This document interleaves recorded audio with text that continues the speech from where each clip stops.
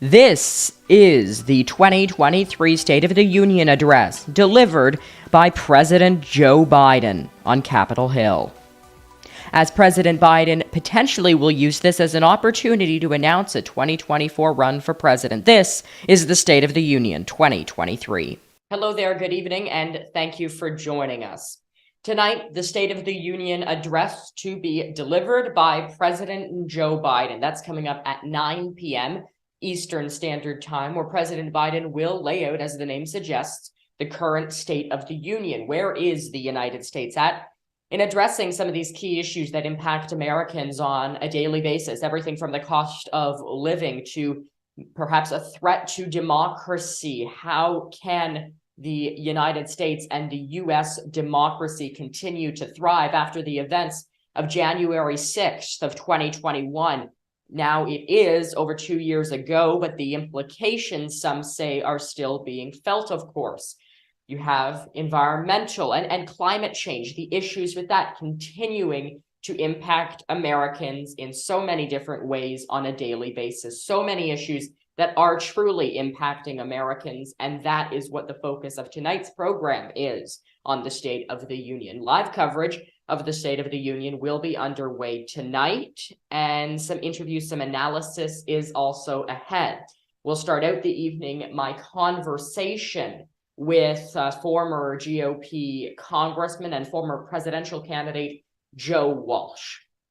Joe, let's just begin. I know I saw you posted on Twitter earlier, for example, you're not very fond of this whole State of the Union process. You think it, in a certain degree, it's kind of political theater. Tell us why. They've become huge, partisan, pointless spectacles, Wyatt. They're all the same thing. Look, in our Constitution, a president is required from time to time to report to Congress the state of the affairs of the nation. And for most of our history, a president just submitted a written report. I wish we'd get back to that. The speeches are all super long and super boring. Every president brags about what they've done. Every member of Congress acts like they're still in high school or grade school. It's just become a stupid partisan spectacle that I think is just unserious, but that's where we are. And perhaps in addition to that, what are you watching for tonight from President Biden? What do you expect to see from President Biden as it relates to tonight's State of the Union? The same. He will give a long, boring laundry list of everything they've accomplished for 2 years. He'll boast and he'll brag. Democrats will cheer and Republicans will sneer, and a Supreme Court justice will probably fall asleep. That's probably what we're going to get tonight. Okay, and we'll take a pause from talking about the State of the Union here just briefly for a moment to talk about the crisis in Ukraine, a crisis that has been impacting Ukrainians now that we're into the month of February, of course. February the 24th will mark 1 year since the major escalation of the 2014 conflict that initially started, as I said, in 2014.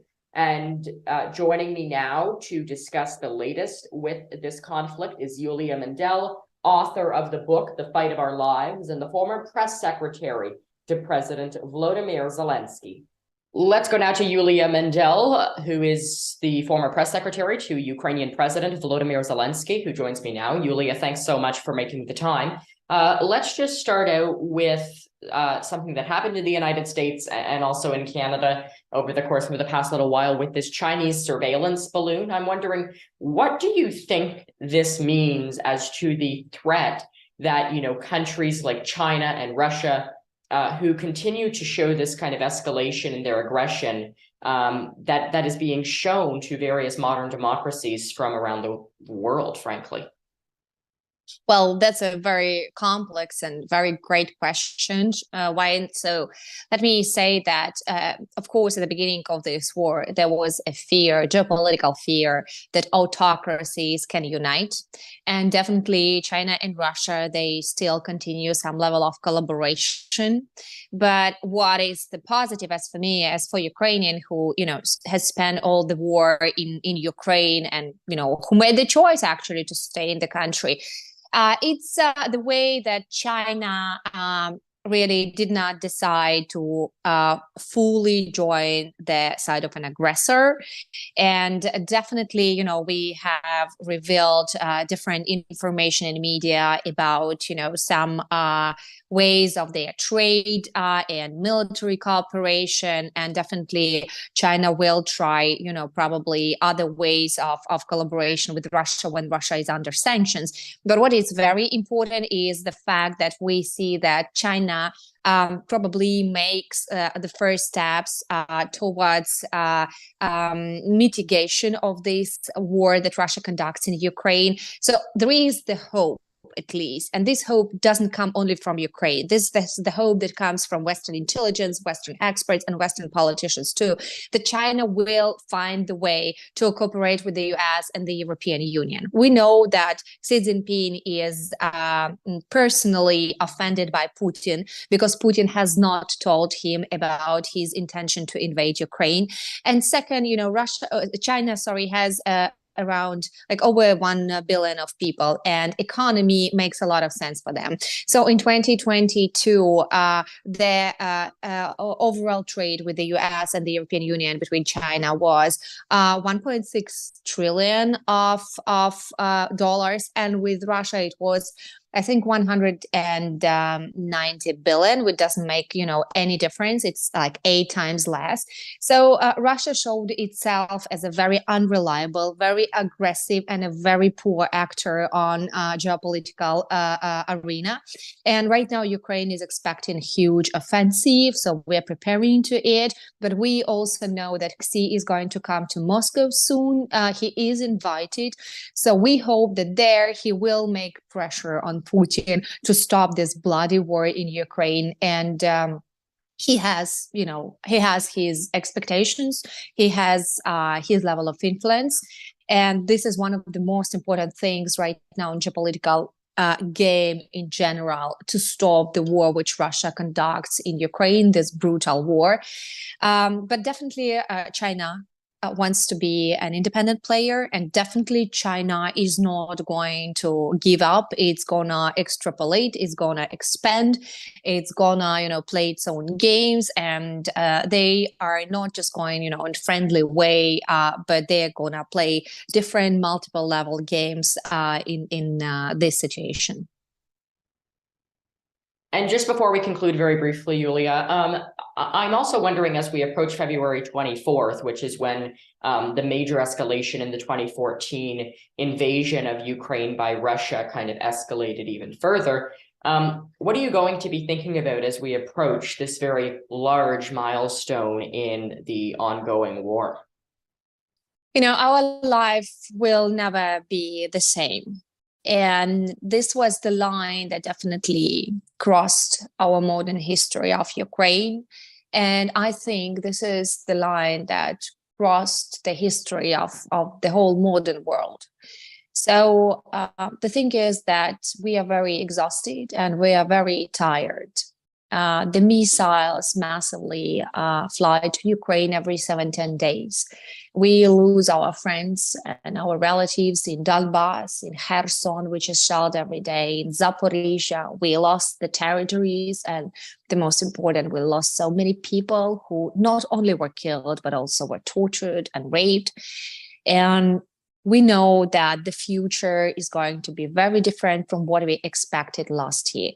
But even dealing with all those horrific things around us, we understand that Ukraine exists as an independent country, and we understand that Ukraine can offer a lot. Our potential is huge in many ways, And we expect that in several years, we will come closer to the European Union. We will become the member. And the most important thing, that we want to be recognized as an equal partner of the free world. So I ask to be united, but also I ask people to believe in Ukraine. There is so much energy here, and we all believe we will win Russia. This is the way how the history should be. Okay, and in Canada, some big news on the healthcare front. Prime Minister Justin Trudeau meeting with all of the premiers of the various provinces and territories to discuss what can potentially be done to address healthcare. One of the people he met with earlier was Alberta Premier Danielle Smith, who I spoke with earlier on the conversations that are being faced and the challenges that are being faced, not just in Alberta, but in all of Canada. Here is my interview with Alberta Premier Danielle Smith from earlier. The ongoing challenges to Canada's healthcare system have been felt in many provinces from right across the country. One of those provinces is Alberta. And joining me now is the semi-newly elected Premier and leader of the United Conservative Party of Alberta as of October, who's making her debut on the show. Premier, thanks so much for making the time. Really appreciate it. You bet. My pleasure, Wyatt. Thanks for having me. Let's start out with healthcare and some of the challenges that obviously are being faced in Alberta and are challenges from right across the country. I do want to ask you, obviously, all and the vast majority of provinces are calling on the federal government to provide more funding. If the federal government did come to you as a province in Alberta and said that they were willing to increase the amount of funding that is given to Alberta, because as I mentioned, it seems to be a spending issue at this point in time, are you prepared to submit data to them showing why that additional funding would be required?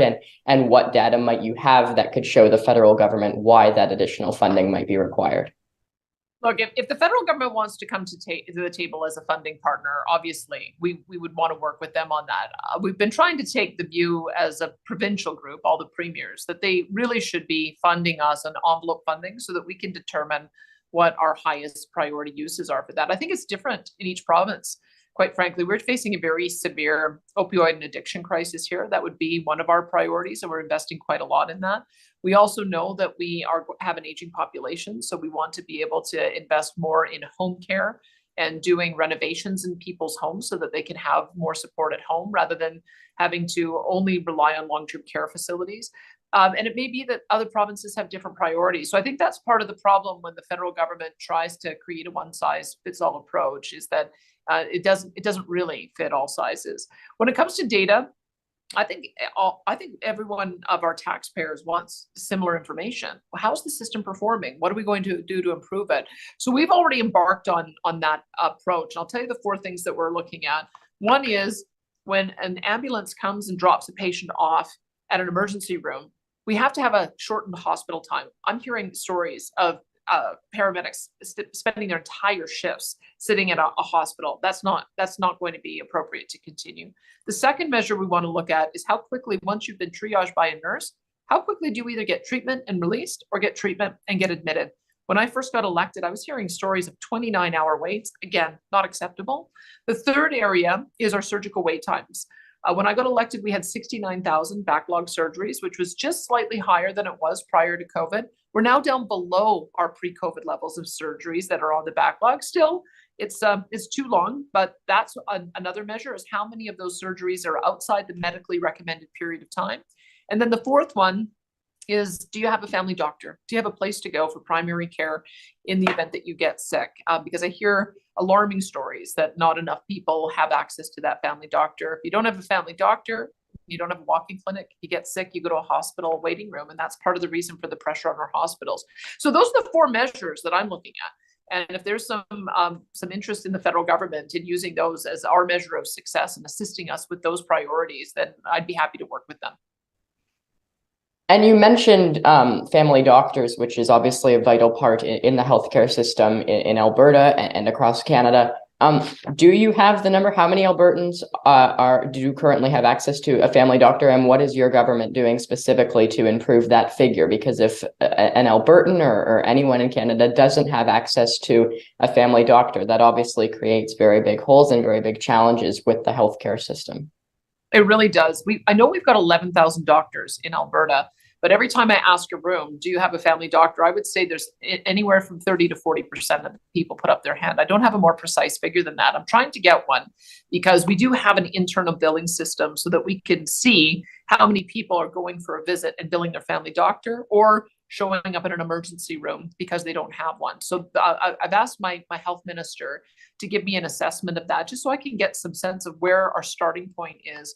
The other issue that I've heard from our universities is that as young students graduate from the medical profession, more and more of them are wanting to go into specialized medicine. I think the most recent grad class I heard, only 10% wanted to go into family medicine. So that's the other part of the issue, is we've got to be attracting more people into the medical schools, knowing that when they leave, they're going to open a family practice. And then the other aspect is that I'm hearing nurse practitioners, that's a nursing strain, or it's the nursing stream that goes similar to a general practitioner route. They're trained to a similar level to doctors. They want to be able to do more of that primary care, maybe in collaborative practice. So we're looking at that, as well as pharmacists. We've had a couple of pharmacies that have opened here that are now offering online testing for diabetes, and they do the flu shots, and they do some basic work in their actual pharmacy. So I think there's lots of ways that we can make sure that people have that first frontline touch, so that not everybody has to end up going to the hospital. The other one that we're looking at is when paramedics, or when a call comes into 911, we have an online telehealth system that allows for nurses to coach somebody about how they can take care of their needs. And so we're going to do a little bit more training so that a 911 officer or dispatch officer knows when to send an ambulance out versus when to send them over to telehealth. Those are the kind of things that we think are going to make a big difference. And I want to follow up on the 30 to 40% figure that you mentioned. That Yeah. means that about 60 to 70% of Albertans don't have access to a family doctor based off of those. No, sorry, Wyatt. I meant the other way. Every time I ask, do you have a family doctor? I'm in a room, and again, this is not a precise measure. I find that about 30 to 40% say no, which would mean it's the other way around. The 60 to 70% would say yes. But I have to get more precise figures. I just wanted to give you an indication of why I see the nature of the problem and why I do need to get more precise data. Okay, so then I guess going still on healthcare, but to a semi-different area of that, when you look at the various rebates that I know you've introduced recently, fuel tax, electricity rebates, etc., can you explain why the funding from the federal government would be required? Because I know you've pointed out previously that Alberta has about a $12 billion surplus. So is money better, in your view, going towards those various rebates as compared to healthcare? And how can you as Premier look at that and balance where the money is going? Well, I can tell you a couple things that I hear. I hear a lot from families and from seniors and from those who are on our various disability programs that they are facing a crunch as we get into the winter season, with spiking electricity bills, spiking home heating bills, the cost of gasoline and diesel, the cost of groceries. In the case of our seniors, the cost of medications. And we needed to find a way to be able to support people in those additional expenses. So we happen to, and it's been the first time in years and years and years, have a surplus. We've been running deficits in our province since 2008. We had a crushing decline in our economy from 2014 to just last year. And this is really the first year that we've had a surplus. So there's a lot of unmet need. A lot of people are suffering with a lot of hardship. And quite frankly, if the federal government wasn't increasing the carbon tax, then we'd be able to have that kind of support without having to give these kind of rebates. It's the federal government who put in a retail carbon tax on gasoline, on diesel, on our electricity grid, because 90% of our electricity grid is fueled by natural gas. Our home heating, nearly 100% of our homes are heated with natural gas. So I would say that the federal government could have done something. We asked for them to suspend their carbon tax. They refused to. So we had to take matters into our own hands to make sure that people weren't suffering. All right. We're getting a bit closer now to the State of the Union. Let me go now to my conversation with David Jolley, who is a former Florida Republican congressman who is going to be watching the State of the Union tonight very carefully. Here is that conversation. With President Biden set to deliver tonight's State of the Union address, a lot is being discussed as to what might be in the State of the Union address. A lot of people saying that this also could potentially be a stepping stone for him to announce his re-election in 2024. Joining me now to discuss what we should make of this and what he's watching for with the upcoming State of the Union tonight is former Congressman David Jolley. Congressman, thanks so much for joining me. Really appreciate it. Hey, good to be with you, Wyatt. Thank you. Let's just start out with, I talked to a couple of people over the course of the show, and there's also kind of a general consensus, in addition to, people making these predictions on what might be in the State of the Union. A lot of people talking about kind of the need for this and how sometimes it's almost used as a way of theater to a certain degree, for both sides of the political spectrum. I'm just wondering what you make of that. Like, for example, the GOP is essentially giving Sarah Huckabee Sanders, the new Arkansas governor and the former White House press secretary, kind of the lead role in giving the GOP's perspective to the State of the Union address. Just what do you make of that? Yeah, so look, historically, the State of the Union was a message that used to be delivered in writing from a president to the Congress. It is in our Constitution. And to your point, it has been in modern times something that is full of political theater. I would say, though, the extent to which it becomes theater is really in the hands of the politicians. And that in itself tells the American people a lot about the people they elect, which is why the themes that a president delivers are very important. It reflects on the direction that the president wishes to take. And then the behaviors you see in the House chamber are also a reflection on the people we elect. Are they accommodating of a message of unity, or do they use it for political theatrics? I think, sadly, in the United States, like many countries around the world, our politics have devolved into such a partisan activity, if you will, that I don't suspect we'll see much unity in the chamber tonight. You will hear themes of it, certainly from the president and maybe even from Sarah Huckabee Sanders. I doubt it. But you won't see much unity, unfortunately, tonight. And when you look at what President Biden might address tonight, obviously there is a lot of issues that is facing the United States right now. You have the cost of living. You have also, kind of just global relations. With this, for example, Chinese surveillance balloon, that was something that kind of proved that relations between the U.S. and China aren't necessarily all that great. And then you have, some of the issues that have been addressed in previous State of the Unions, environmental sustainability, et cetera. What do you think of all of those issues that are potentially on the president's radar as to what he might say tonight? Yeah, tonight's an opportunity for the president to set priorities on critical issues and understand Democrats and Republicans have different priorities and different approach to issues. Here's what I know we will see, because you see it in most State of the Union speeches. You will see a reach for unity, right? As a president speaks to the American people, not necessarily the chamber, but the American people directly tonight, you will see Joe Biden speak about unity, about being an America that needs to recover its soul, restore the soul of America, speak to one people. But at the same time, you will see him, to your point on issues, draw a contrast between his vision and Republicans in the Congress on critical issues like gun safety, on how we provide a pathway towards legal status for migrants who might be here without current documentation. What do we do on the environment? What do we do on spending?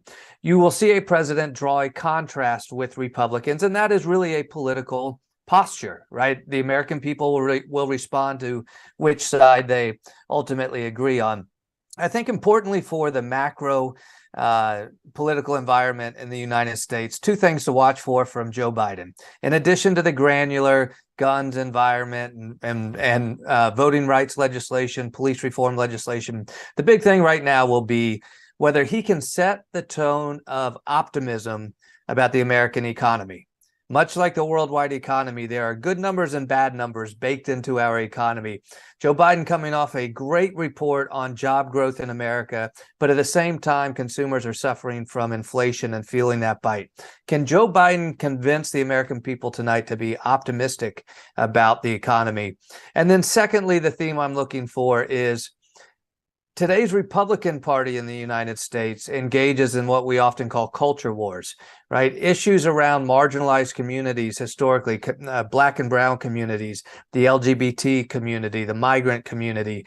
The Republican Party, I would generously describe as trying to take a very race-neutral approach to policymaking. The Democratic Party recognizing that with a history of discrimination in the United States, policies need to continue to provide redress for that discrimination, and government should be a factor in creating an America for all people.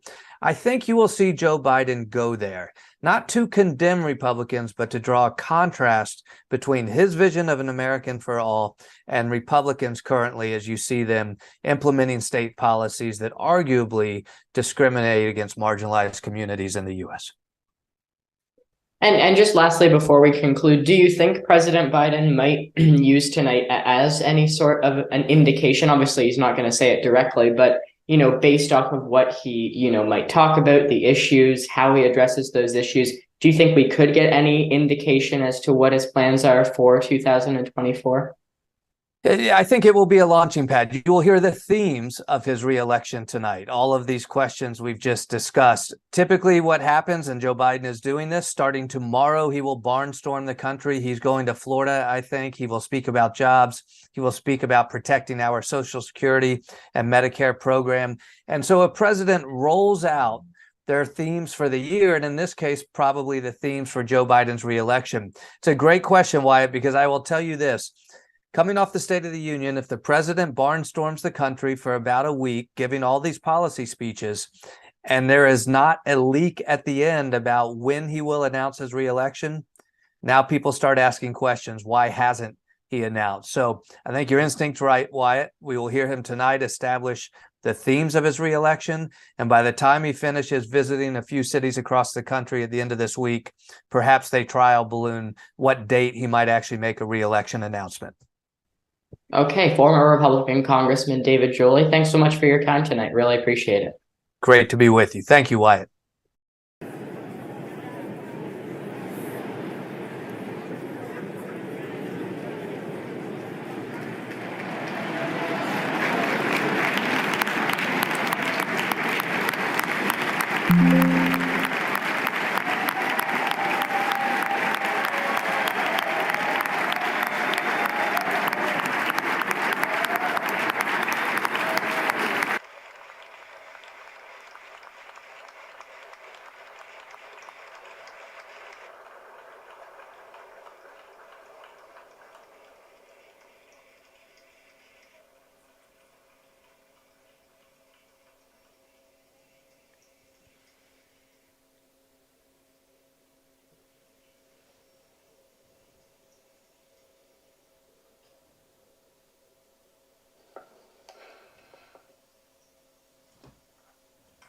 Mr. Speaker, the President's Cabinet.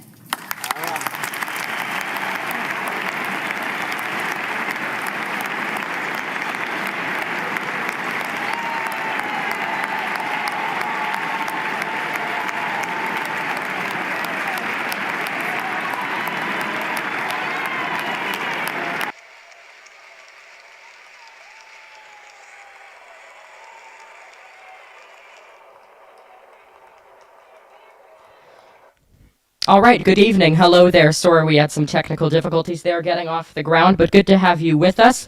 Right now, the President's Cabinet being introduced earlier, the Chief Justice and Associate Justices of the Supreme Court being introduced. You are watching live coverage of the 2023 State of the Union address by President Biden. Again, here you see the President's Cabinet. There's Secretary of State Antony Blinken there. Earlier you saw Treasury Secretary Janet Yellen. There's Gina Raimondo. the Commerce Secretary. There you see the First Lady, Dr. Jill Biden. There's Secretary of Transportation, Pete Buttigieg. You see Secretary of Housing and Urban Development, Marcia Fudge, there as well. There is, of course, Vice President Kamala Harris. You also saw House Speaker Kevin McCarthy just there. We can take a few more moments to listen in live here to the 2023 State of the Union Address.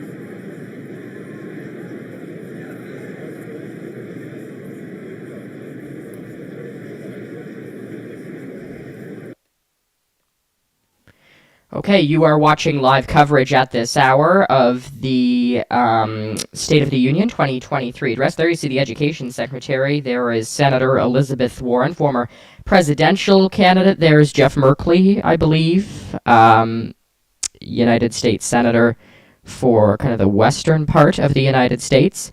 Talking to, there is, of course, Vice President Kamala Harris and House Speaker Kevin McCarthy.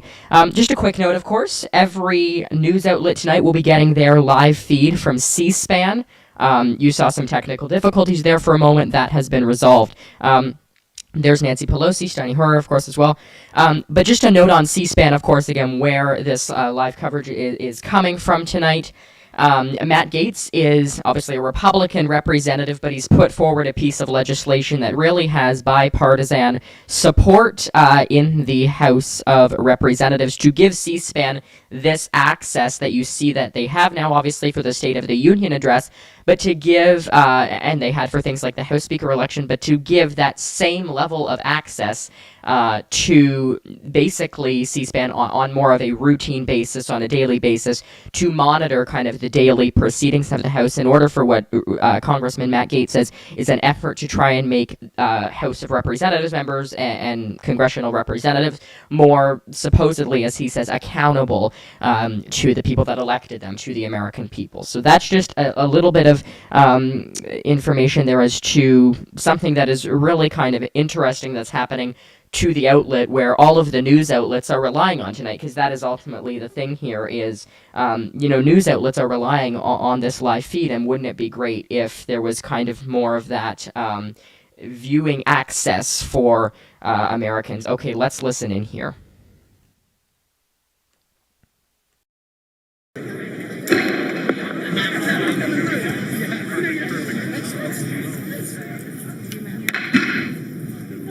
Mr. Speaker, the President of the United States.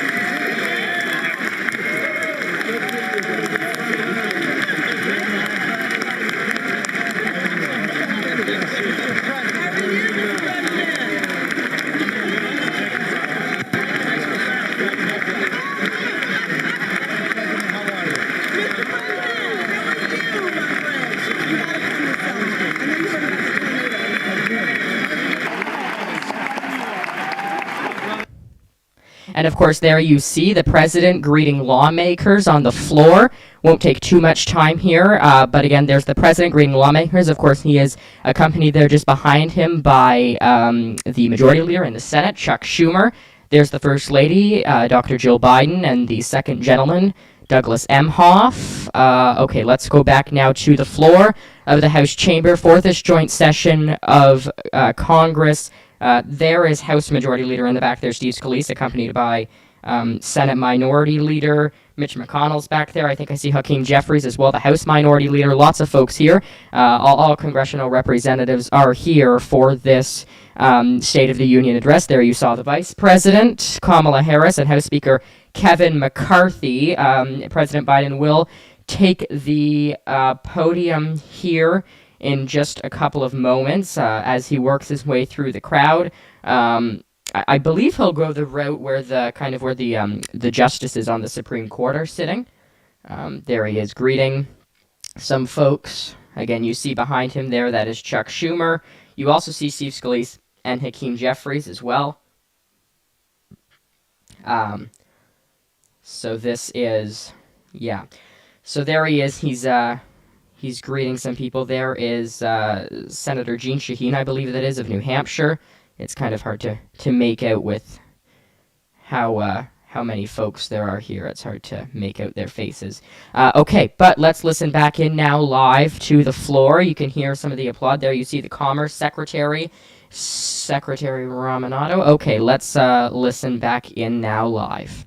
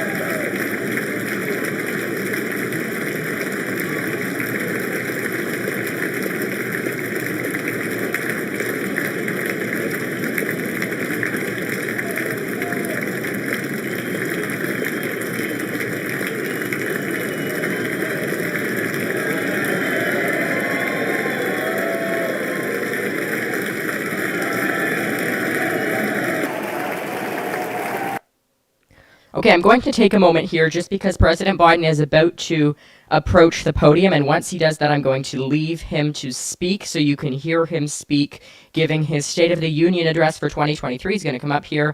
I imagine, yes, there he will shake hands with the Vice President and House Speaker Kevin McCarthy, about now to deliver the 2023 State of the Union address. Let's listen in now live.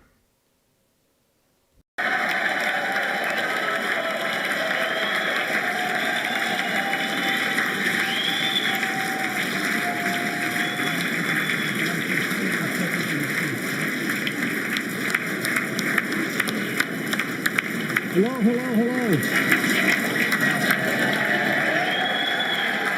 Thank you. Thank you, thank you, thank you. Members of Congress, I have the high privilege and the distinct honor to present to you the President of the United States.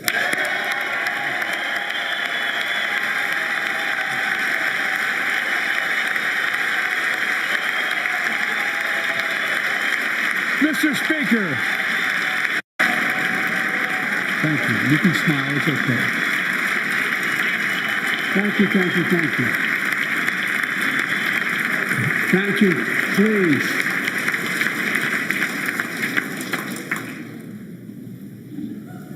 Mr. Speaker, Madam Vice President, our First Lady and Second Gentleman, good to see you guys up there. Members of Congress,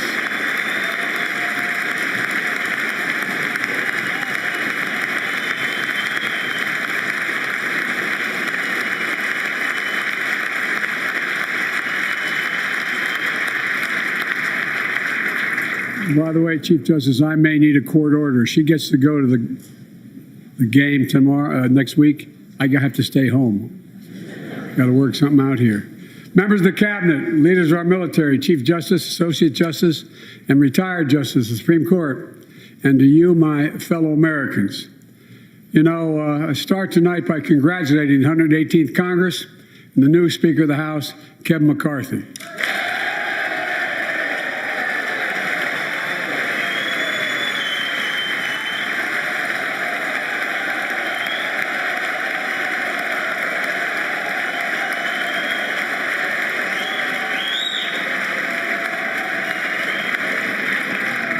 Speaker, I don't want to ruin your reputation, but I look forward to working with you. And I want to congratulate the new leader of the House Democrats, the first African-American minority leader in history, Hakeem Jeffries.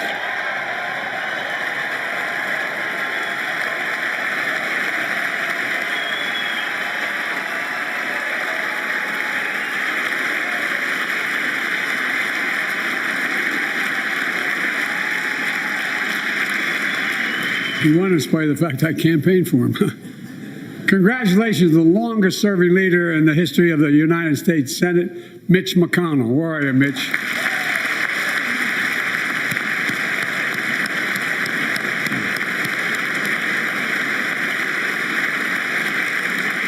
And congratulations to Chuck Schumer, another term as Senate Minority Leader. I think only this time you have a slightly bigger majority, Mr. Leader, and you're the majority leader. About that much bigger? Yeah. Well, I tell you what, I want to give special recognition to someone who I think is going to be considered the greatest speaker in the history of the House of Representatives, Nancy Pelosi.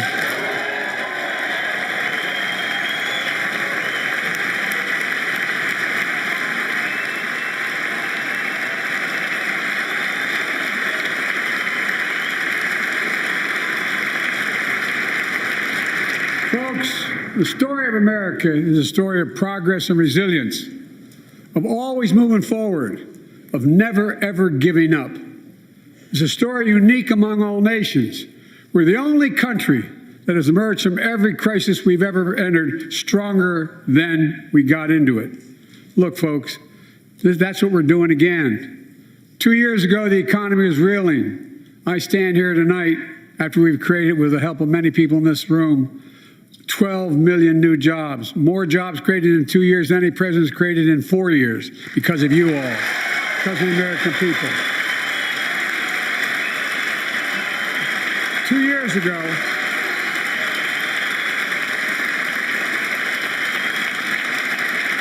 years ago, COVID had shut down, our businesses were closed, our schools were robbed of so much, and today, COVID no longer controls our lives.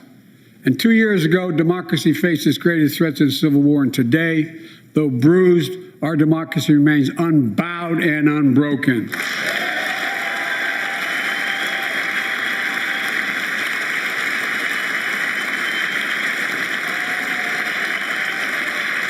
As we gather here tonight, we're writing the next chapter in the great American story, a story of progress and resilience. When world leaders ask me to define America, and they do, believe it or not, I can define it in one word, and I mean this: possibilities. We don't think anything is beyond our capacity. Everything is a possibility. You know, we're often told that Democrats and Republicans can't work together. But over the past 2 years, we've proved the cynics and naysayers wrong. Yes, we disagreed plenty. And yes, there were times when Democrats went alone. But time and again, Democrats and Republicans came together to defend a stronger and safer Europe. It came together to pass once in a generation infrastructure law, building bridges connecting our nation and our people. We came together to pass the most significant law ever, helping victims exposed to toxic burn pits. And in fact,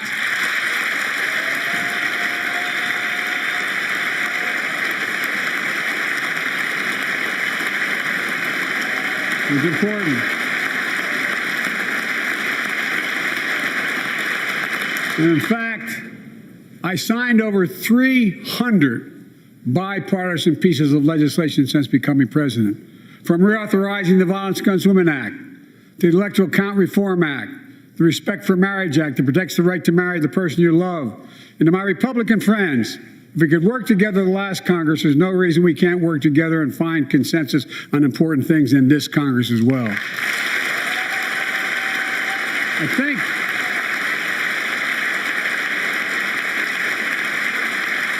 folks, you all are as formed as I am, but I think the people sent us a clear message.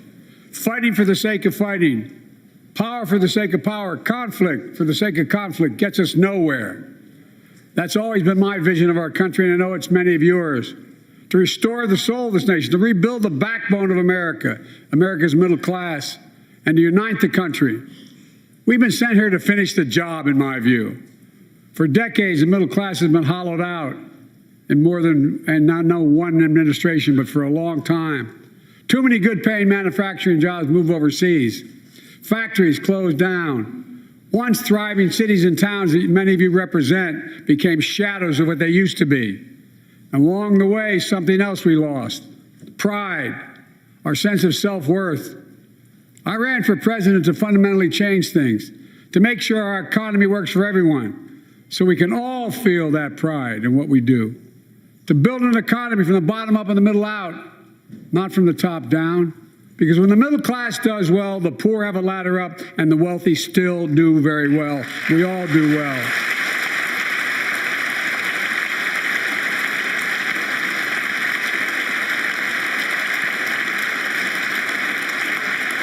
I know a lot of you always kid me for always quoting my dad, but my dad used to say, "Joey, a job's about a lot more than a paycheck." He really would say this. It's about a lot more than a paycheck. It's about your dignity. It's about respect. It's about being able to look your kid in the eye and say, "Honey, it's going to be okay," and mean it. Well, folks, so let's look at the results. We're not finished yet by any stretch of the imagination, but unemployment rate is at 3.4%, a 50-year low. A near record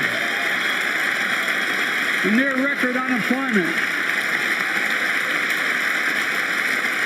Near record unemployment for Black and Hispanic workers.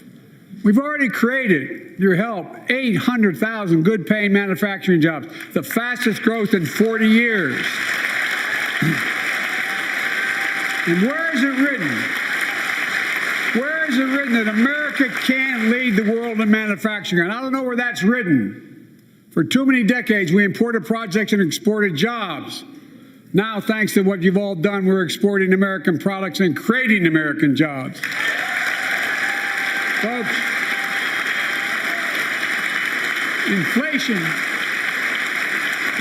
has been a global problem because the pandemic disrupted our supply chains, and Putin's unfair and brutal war in Ukraine disrupted energy supplies as well as food supplies, blocking all that grain in Ukraine.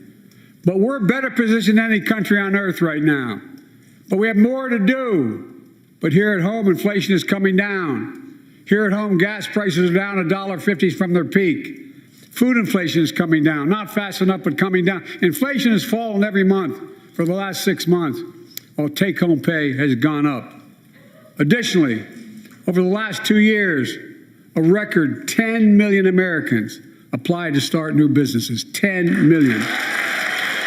And by the way, every time someone starts a small business is an act of hope.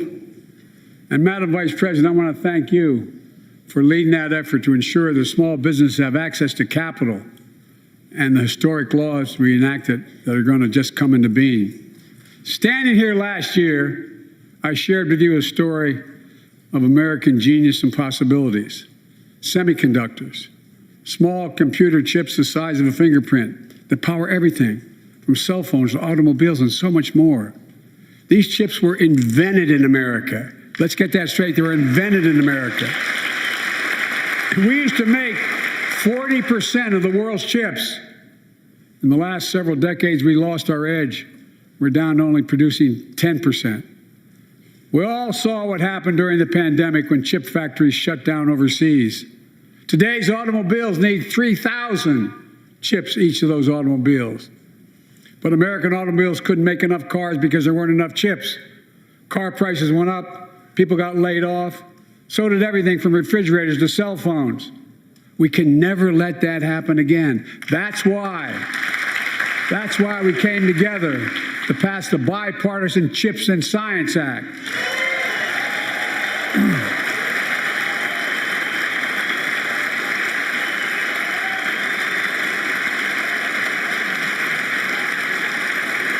Folks, I know I've been criticized for saying this, but I'm not changing my view. We're going to make sure the supply chain for America begins in America. The supply chain begins in America. We've already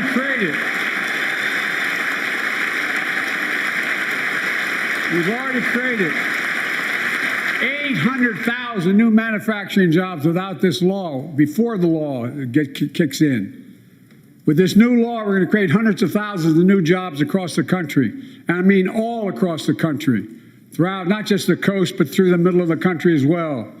That's going to come from companies that have announced more than $300 billion in investment in American manufacturing over the next few years.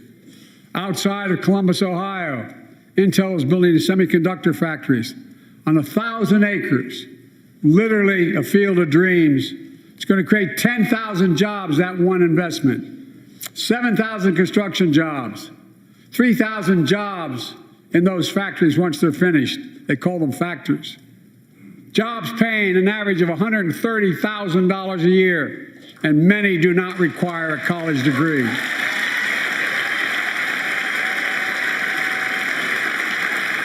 Jobs.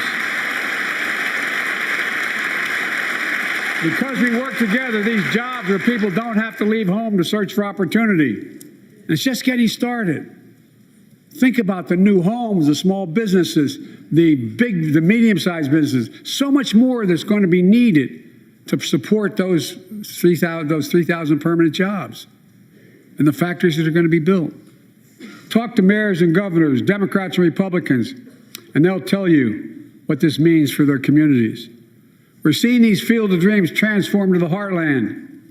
But to maintain the strongest economy in the world, we need the best infrastructure in the world. And folks, as you all know, we used to be number one in the world in infrastructure. We've sunk to 13th in the world. The United States of America, 13th in the world in infrastructure, modern infrastructure. But now we're coming back because we came together and passed the bipartisan infrastructure law, the largest investment in infrastructure since President Eisenhower's interstate highway system.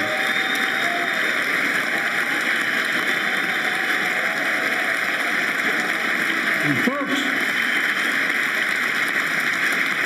already we've funded over 20,000 projects, including major airports from Boston to Atlanta to Portland.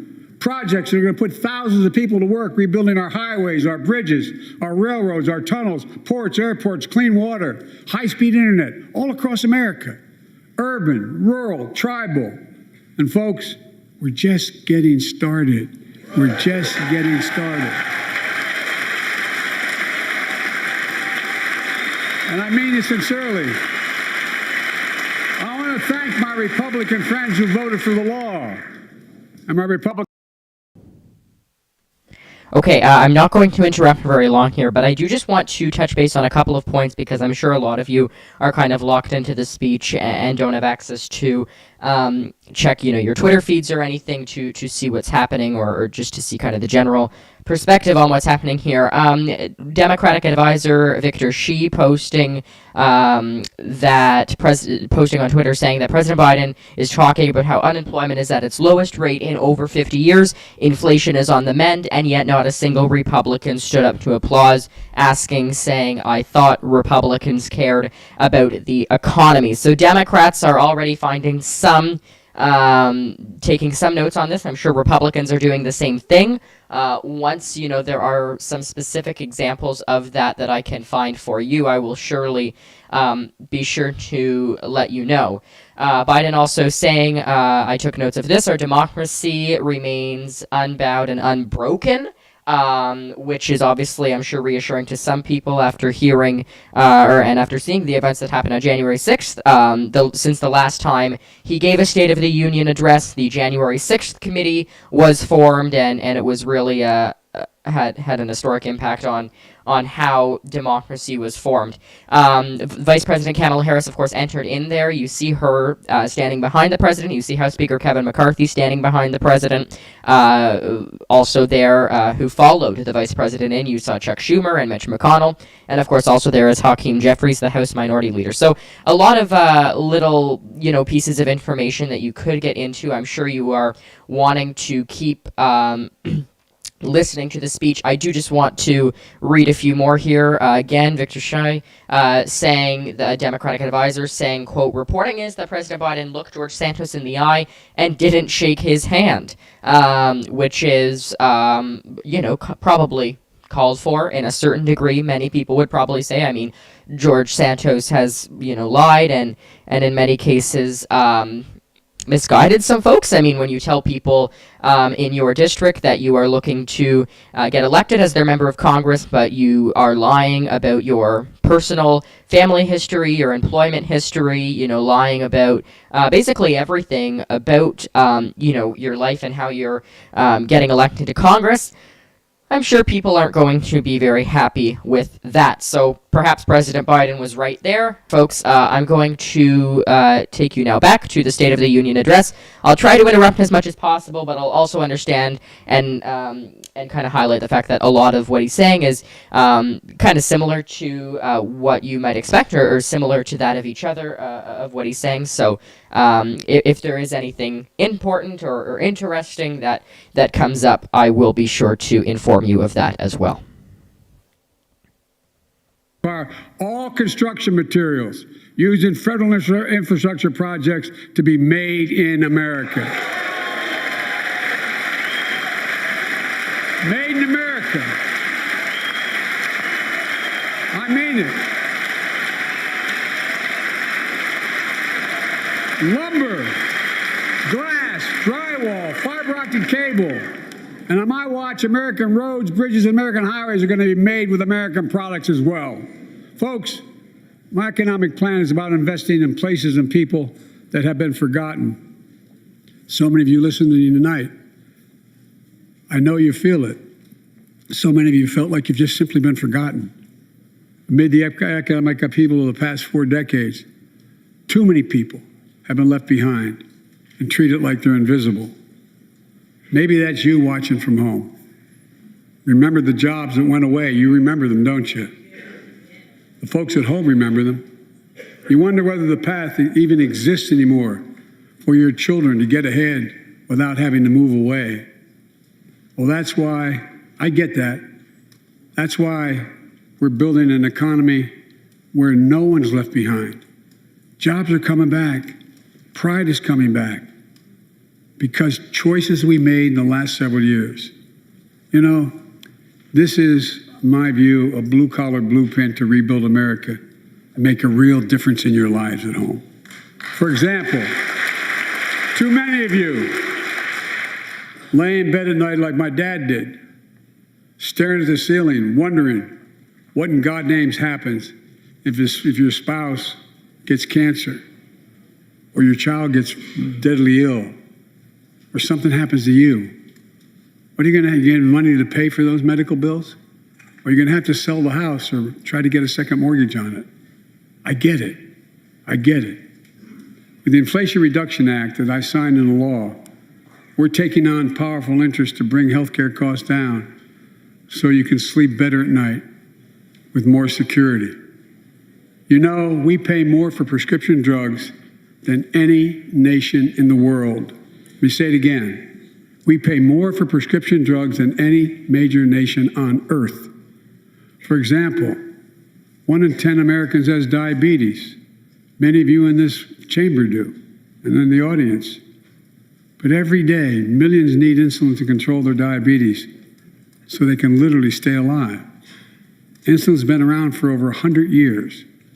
The guy who invented it didn't even patent it because he wanted it to be available for everyone. It cost the drug companies roughly $10 a vial to make that insulin. Packaging and all, you may get up to $13. I do just want to point out But something Big here Pharma, quickly. Earlier in the program, I spoke people with hundreds of two dollars, former $400 to congressmen, both $500 Joe a Walsh month. and Making also record profits. David Jolley. Now, more so Not Joe Walsh, but anymore. he pointed out that the State of the Union is usually just, the president talking repeatedly about his accomplishments, kind of in the lead up to the speech. That so far seems to be what it is. The other thing that you should probably be watching for over the course of this speech is it sounding like an opening speech for a 2024 presidential run. Former Republican Congressman David Jolley said to me that he believes you will be able to essentially tell, based off of the mood and the tone of the President Biden's speech tonight, whether or not he's going to run for president. Now remember, President Biden is going to Florida tomorrow, which happens to be the home of former Republican Congressman David Jolley. And so that's part of kind of a post-State of the Union tour that the president is going to be going on. And so if you don't start to hear anything after these first few trips that the president's going on, then that's when the questions will start to arise. Why are you not announcing re-election for president? And then that's when President Biden will have probably and most likely some questions ultimately to answer. So a lot there. You see James Clyburn and Pete Buttigieg, and also Merrick Garland is there as well, which is interesting. I guess not surprising, though he's a member of the president's cabinet. So a lot that we could discuss, and there will be a lot of post-analysis, I'm sure, to this, but let's listen into the president's speech, State of the Union 2023, once again, live. $2,000 a year. You don't have to pay more than $2,000 a year, no matter how much your drug costs are. Because you know why? You all know it. Many of you, like many in my family, have cancer. You know the drugs can range from $10, $11, $14, $15,000 for the cancer drugs. If drug prices rise faster than inflation, drug companies are going to have to pay Medicare back the difference. We're finally giving Medicare the power to negotiate drug prices. Bringing down prescription drug costs doesn't just save seniors money. It cuts the federal deficit by billions of dollars, by hundreds of billions of dollars. Because these prescription drugs are drugs purchased by Medicare to keep their commitment to the seniors. Well, guess what? Instead of paying $400 or $500 a month, you're paying $15. That's a lot of savings for the federal government. And by the way, why wouldn't we want that? Now, some members here are threatening, and I know it's not an official party position, so I'm going to exaggerate, but threatening to repeal the Inflation Reduction Act. As my coach, that's okay, that's fair. As my football coach used to say, lots of luck in your senior year.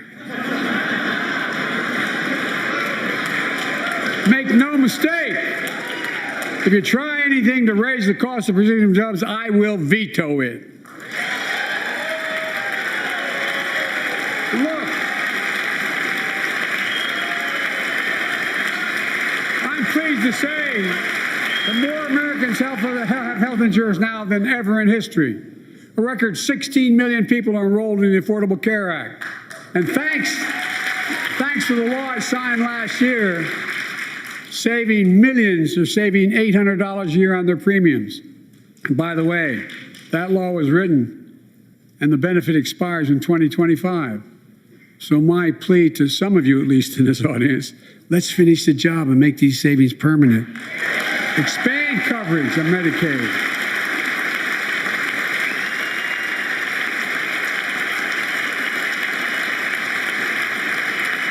Look, the Inflation Reduction Act is also the most significant investment ever in climate change. Ever. Lowering utility bills, creating American jobs, leading the world to a clean energy future. I visited the devastating aftermath of record floods, droughts, storms, and wildfires from Arizona to Mexico to all the way up to the Canadian border. More timber has been burned, that I've observed from helicopters, than the entire state of Missouri. And we don't have global warming? Not a problem. In addition to emergency recovery, from Puerto Rico to Florida to Idaho, we're rebuilding for the long term. New electric grids that are able to weather major storms and not prevent those forest fires. Roads and water systems withstand the next big flood. Clean energy to cut pollution and create jobs in communities often left behind. We're going to build 500,000 electric vehicle charging stations installed across the country by tens of thousands of IBEW workers. And we're helping families save more than $1,000 a year with tax credits to purchase electric vehicles and efficient appliances, energy-efficient appliances. Historic conservation efforts to be responsible stewards of our land. Let's face reality. The climate crisis doesn't care if you're in a red or blue state. It's an existential threat. We have an obligation, not to ourselves, but to our children and grandchildren, to confront it. I'm proud of how America at last is stepping up to the challenge. We're still going to need oil and gas for a while. But guess what? No, we do. But there's so much more to do. We got to finish the job. And we pay for these investments in our future by finally making the wealthiest and biggest corporations begin to pay their fair share. Just begin.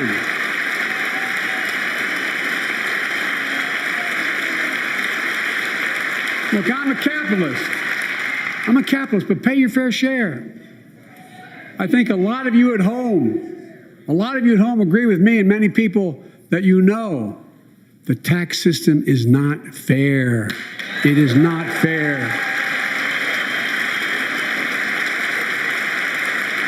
Look, the idea that in 2020, 55 of the largest corporations in America, the Fortune 500, made $40 billion in profits and paid zero in federal taxes? Zero? Folks, it's simply not fair. But now, because of the law I signed, billion-dollar companies have to pay a minimum of 15%. God love them. 15%. That's less than a nurse pays. And let me be crystal clear. I said at the very beginning, under my plans, as long as I'm president, nobody earning less than $400,000 will pay an additional penny in taxes. Nobody, not one penny. But let's finish the job. There's more to do. We have to reward work, not just wealth. Pass my proposal for the billionaire minimum tax. You know, there's 1,000 billionaires in America. It's up from about 600 in the beginning of the term. But no billionaire should be paying a lower tax rate than a school teacher or firefighter. I mean it. Think about it.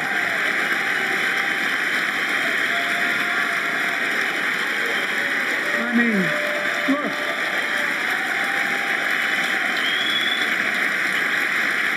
I know you aren't enthusiastic about that, but think about it. Think about it. Have you noticed Big Oil just reported its profits, record profits? Last year they made $200 billion in the midst of a global energy crisis. I think it's outrageous. Why? They invested too little of that profit to increase domestic production. And when I talk to a couple of them, they say, we're afraid you're going to shut down all the oil wells and all the oil refineries anyway, so why should we invest in them? I said, we're going to need oil for at least another decade. And that's going to exceed, and beyond that, we're going to need it. Production. If they had, in fact, invested in the production to keep gas prices down, instead, they used the record profits to buy back their own stock, rewarding the CEOs and shareholders. Corporations ought to do the right thing. That's why I propose we quadruple the tax on corporate stock buybacks and encourage long-term investments. They'll still make considerable profit. Let's finish the job and close the loophole to allow very wealthy to avoid paying their taxes. Instead of cutting the number of audits for wealthy taxpayers, I just signed a law to reduce the deficit by $114 billion by cracking down on wealthy tax cheats. That's being fiscally responsible. In the last 2 years, my administration has cut the deficit by more than $1.7 trillion, the largest deficit reduction in American history. Under the previous administration, the American deficit went up 4 years in a row. Because those record deficits, no president added more to the national debt in any 4 years than my predecessor. Nearly 25% of the entire national debt that took over 200 years to accumulate was added by just one administration alone, the last one. They're the facts. Check it out. Check it out. How did Congress respond to that debt? They did the right thing. They lifted the debt ceiling 3 times without preconditions or crisis. They paid American bills to prevent an economic disaster in the country. So tonight I'm asking the Congress to follow suit. Let's commit here tonight to the full faith and credit of the United States of America will never, ever be questioned.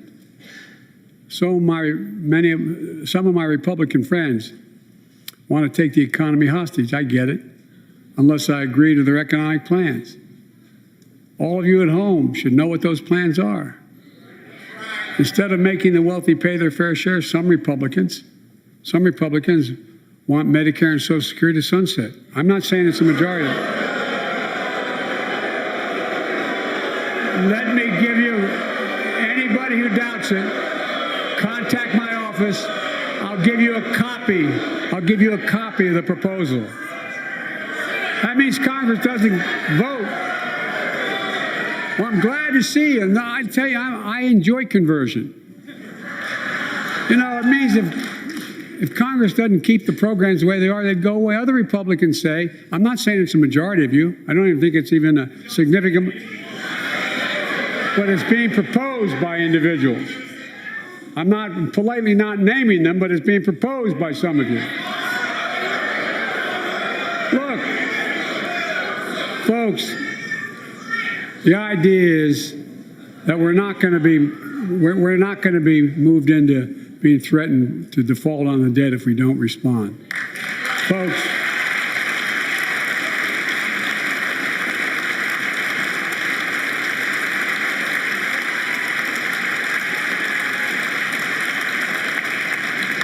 So, folks, as we all apparently agree, Social Security and Medicare is off the books now, right? They're not to be spent. All right. I'm ready. We got unanimity.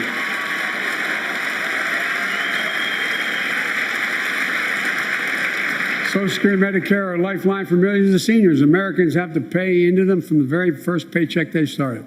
So tonight, let's all agree, and we apparently are, let's stand up for seniors.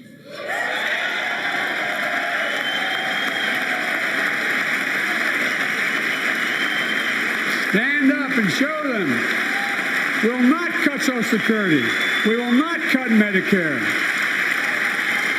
Those benefits belong to the American people. They earned it. And if anyone tries to cut Social Security, which apparently no one's going to do,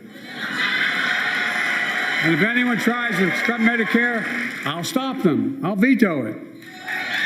And look, I'm not going to allow them to be taken away. Not today, not tomorrow, not ever. But apparently it's not going to be a problem. Next month, when I offer my fiscal plan, I ask my Republican friends to lay down their plan as well. I really mean it. Let's sit down together and discuss our mutual plans together. Let's do that.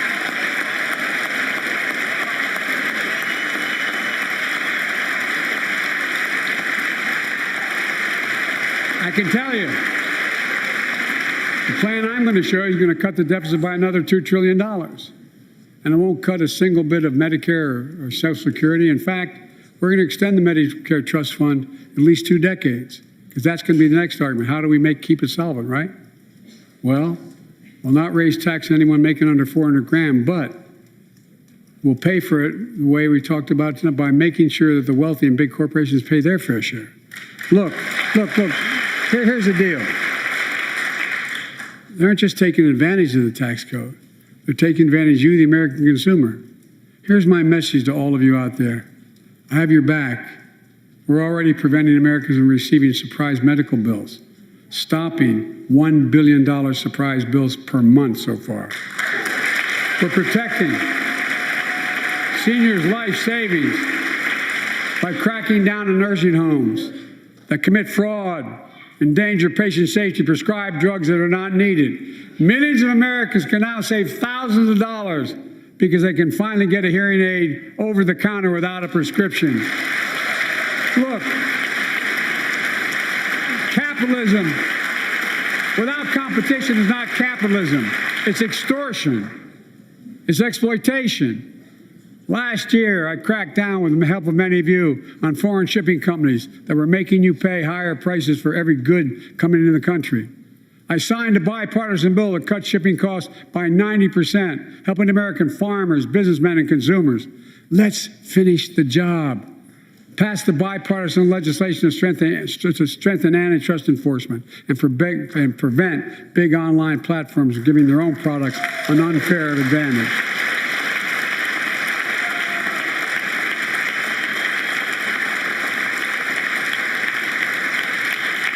My administration is also taking on junk fees, those hidden surcharges too many companies use to make you pay more. For example, we're making airlines show you the full ticket price up front, refund your money if your flight is canceled or delayed. We've reduced exorbitant bank overdrafts by saving consumers more than $1 billion a year. We're cutting credit card late fees by 75%, from $30 to $8. Look, junk fees may not matter to the very wealthy, but they matter to most other folks in homes like the one I grew up in, like many of you did. They add up to hundreds of dollars a month. They make it harder for you to pay your bills or afford that family trip. I know how unfair it feels when a company overcharges you and gets away with it. Not anymore. We've written a bill to stop it all. It's called the Junk Fee Prevention Act. We're going to ban surprise resort fees that hotels charge on your bill. Those fees can cost you up to $90 a night at hotels that aren't even resorts. The idea that cable, internet, and cell phone companies can charge you $200 or more if you decide to switch to another provider. Give me a break.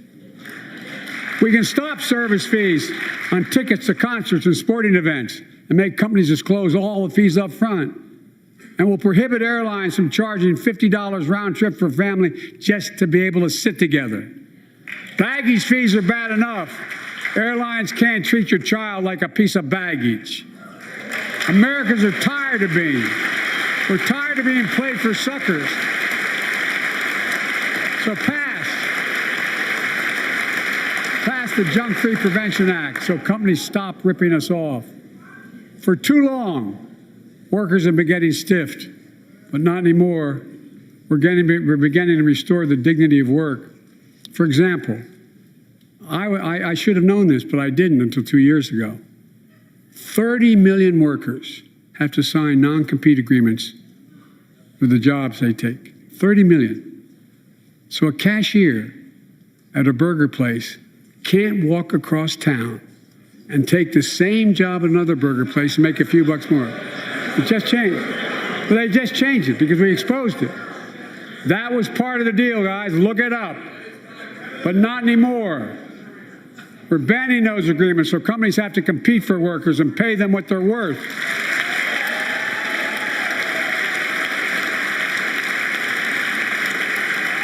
And I must tell you,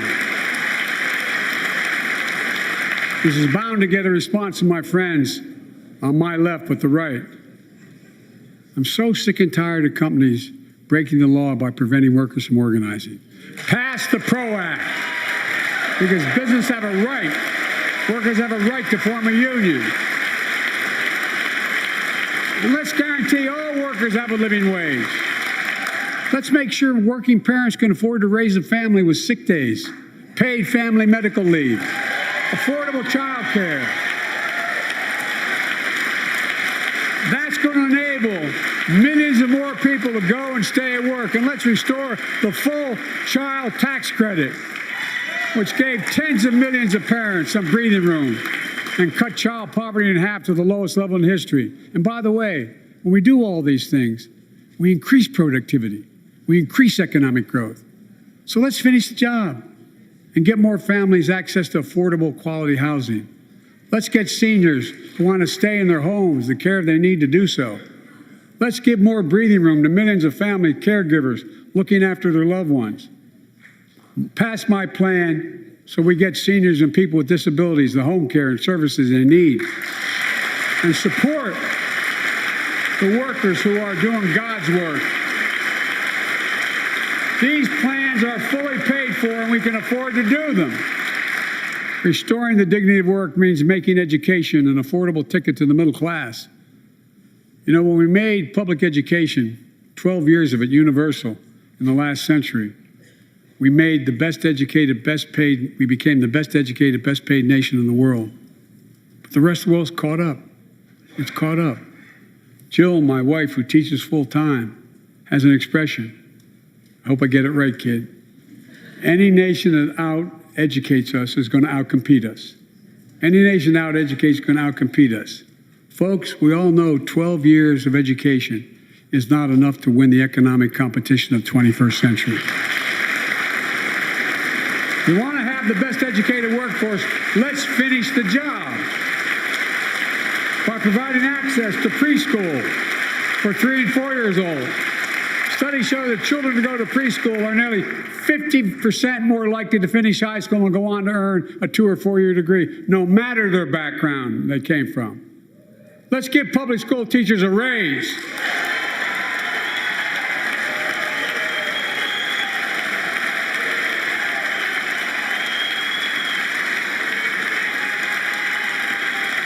We're making progress by reducing student debt, increasing Pell Grants for working and middle-class families.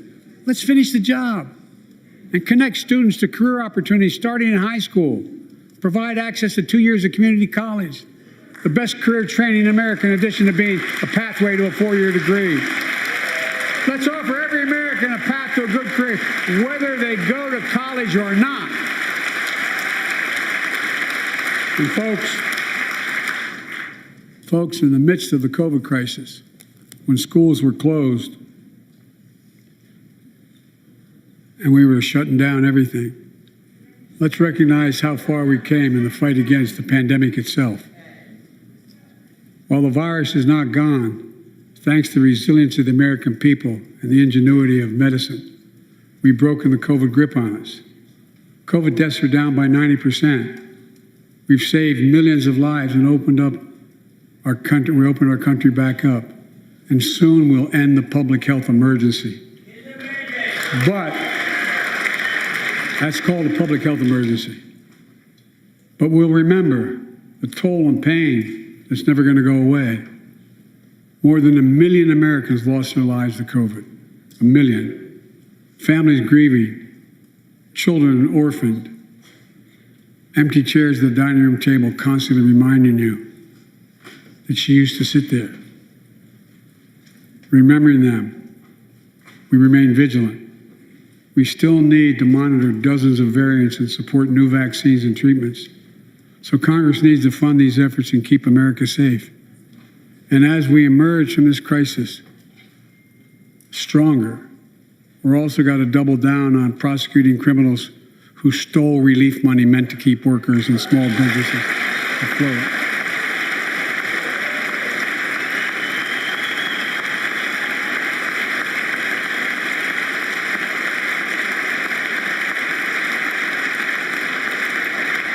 Before I came to office, you remember, during that campaign, the big issue was about inspector generals who would protect taxpayers' dollars who were sidelined. They were fired. Many people said we don't need them. And fraud became rampant.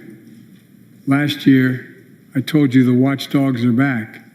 Since then, we've recovered billions of taxpayers' dollars. Now let's triple the anti-fraud strike force going after these criminals, double the statute of limitations on these crimes, and crack down on identity fraud by criminal syndicates stealing billions of dollars from the American people.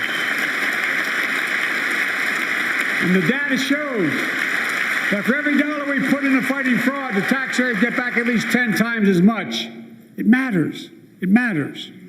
Look, COVID left its scars, like the spike in violent crime in 2020, the first year of the pandemic. We have an obligation to make sure all people are safe. Okay, this is live coverage of President Joe Biden's State of the Union address. You've been listening in now for the past several minutes here to his speech. I want to provide some reaction to you as to what we're getting in on his speech. Of course, he's mentioned a number of different topic areas. He was talking about education for a while. Then he was talking about like criminal justice and crime, etc., sentence lengths. He had also brought up, he's talked about his Inflation Reduction Act numerous times, talking about how if Republicans try to essentially repeal any of that legislation or essentially put forward any piece of legislation that would go against the Inflation Reduction Act, that he would veto the legislation. But the thing that I found interesting, and that a lot of people found interesting, is the conversation there that he had with Marjorie Taylor Greene, a Republican congresswoman from the state of Georgia. That was fairly evident. Just looking at what happened there, Representative Marjorie Taylor Greene screamed liar at Joe Biden after he suggested that there are some Republicans who want to essentially cut back on Social Security and Medicare. It is important to note that President Biden did not provide any specific names per se when saying that, but there was still a bit of a verbal argument, if you will, between the two of them. I do want to listen in here now live because it looks, let's listen in here live now. Imagine how much courage and character that takes. It's up to us, to all of us. We all want the same thing. Neighborhoods free of violence.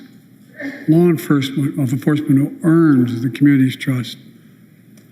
Just as every cop, when they pin on that badge in the morning, has a right to be able to go home at night, so does everybody else out there. Our children have a right to come home safely. Equal protection under the law is a covenant we have with each other in America. We know police officers put their lives on the line every single night and day. And we know we ask them in many cases to do too much, to be counselors, social workers, psychologists, responding to drug overdoses, mental health crises, and so much more. In one sense, we ask much too much of them. I know most cops and their families are good, decent, honorable people, the vast majority. But they risk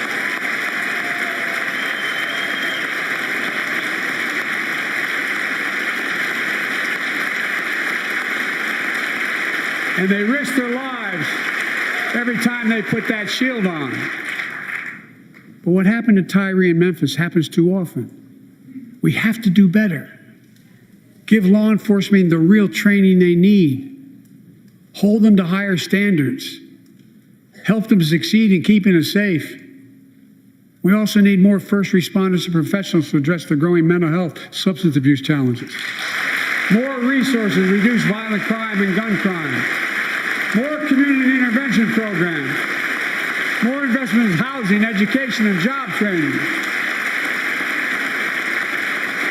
All this can help prevent violence in the first place. And when police officers or police departments violate the public trust, they must be held accountable.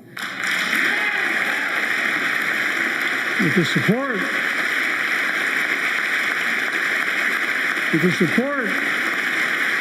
of the families of victims.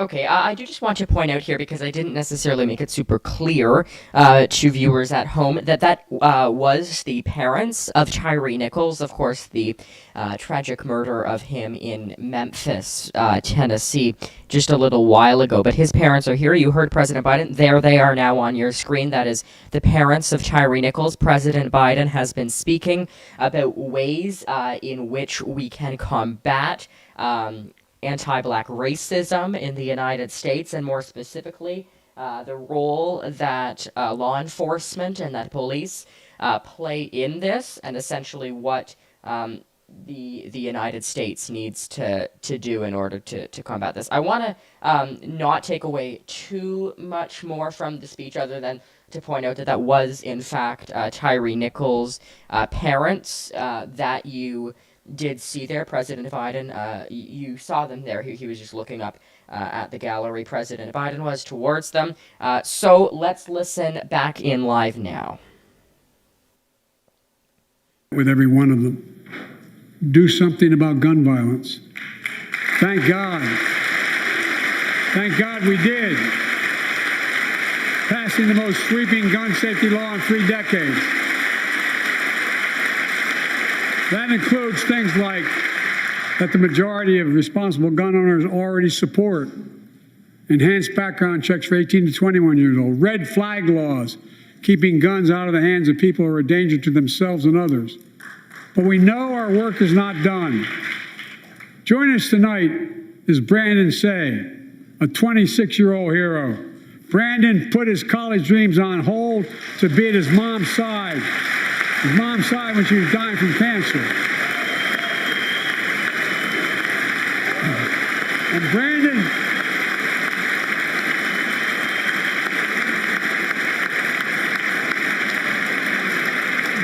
now works at the dance studio started by his grandparents. And 2 weeks ago, during the Lunar New Year celebrations, he heard the studio door close, and he saw a man standing there pointing semi-automatic pistol at him. He thought he was going to die, but he thought about the people inside. And in that instant, he found the courage to act and wrestled a semi-automatic pistol away from the gunman who had already killed 11 people in another dance studio. 11. He saved lives. It's time we do the same. Ban assault weapons now. Ban them now. Once and for all.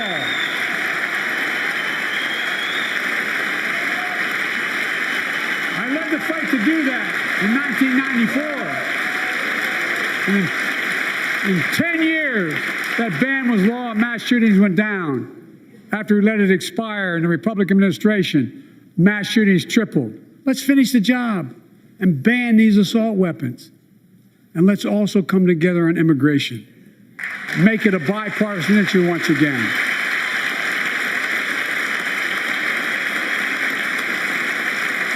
We now have a record number of personnel working to secure the border, arresting 8,000 human smugglers, seizing over 23,000 pounds of fentanyl in just the last several months. We've launched a new border plan last month. Unlawful migration from Cuba, Haiti, Nicaragua, and Venezuela has come down 97% as a consequence of that. But American border problems won't be fixed until Congress acts. If we don't pass my comprehensive immigration reform, at least pass my plan to provide the equipment and officers to secure the border.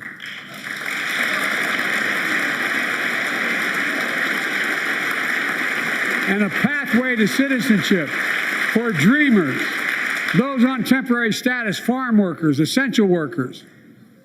Here in the People's House, it's our duty to protect all the people's rights and freedoms. Congress must restore the right and the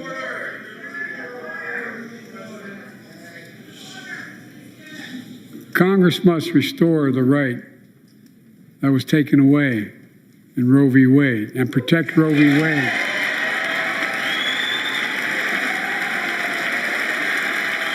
Give every woman a consular right.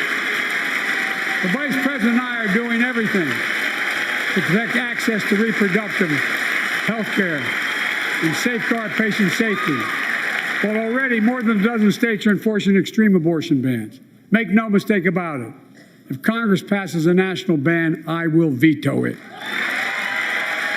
But let's also pass the Bipartisan Equality Act to ensure LGBTQ Americans, especially transgender young people, can live with safety and dignity. Our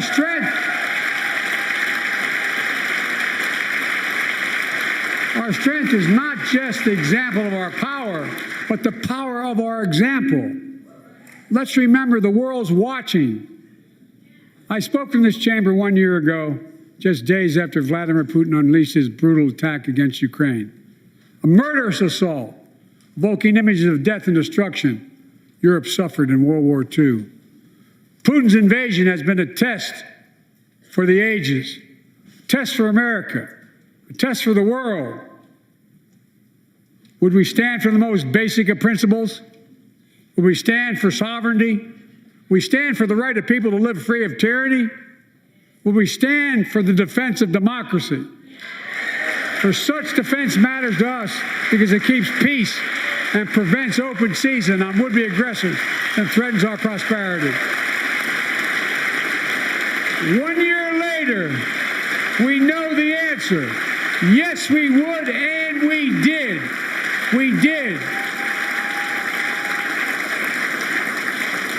And together, we did what America always does at our best. We led. We united NATO. We built a global coalition. We stood against Putin's aggression. We stood with the Ukrainian people. Tonight, we're once again joined by Ukraine's ambassador to the United States. She represents not just her nation, but the courage of her people. Our ambassador is here, we're united in our support of your country. Will you stand so we can all take a look at you? Thank you.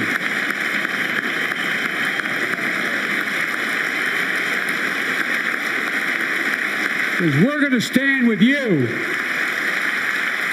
as long as it takes.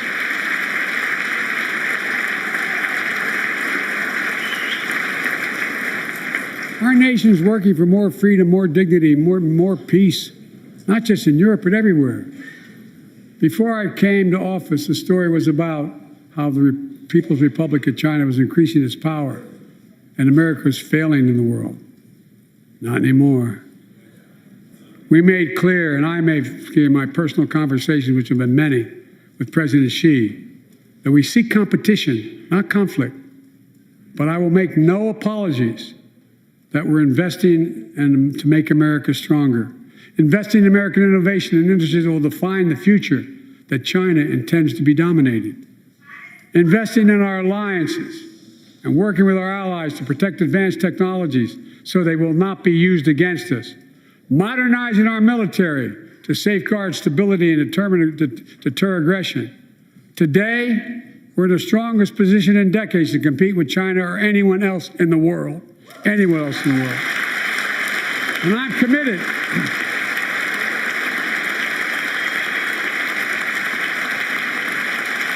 I'm committed to work with China where we can advance American interests and benefit the world. But make no mistake about it. As we made clear last week, if China threatens our sovereignty, we will act to protect our country, and we did.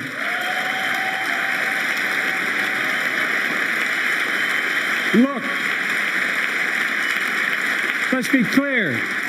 Winning the competition should unite all of us. We face serious challenges across the world. But in the past 2 years, democracies have become stronger, not weaker. Autocracy has grown weaker, not stronger. Name me a world leader who changed places with Xi Jinping. Name me one. Name me one. America's rallying the world to meet those challenges, from climate to global health, to food insecurity, to terrorism, to territorial aggression. Allies are stepping up, spending more and doing more. Look, the bridges we're forming between partners in the Pacific and those in the Atlantic, and those who bet against America are learning how wrong they are. It's never, ever been a good bet to bet against America. Never.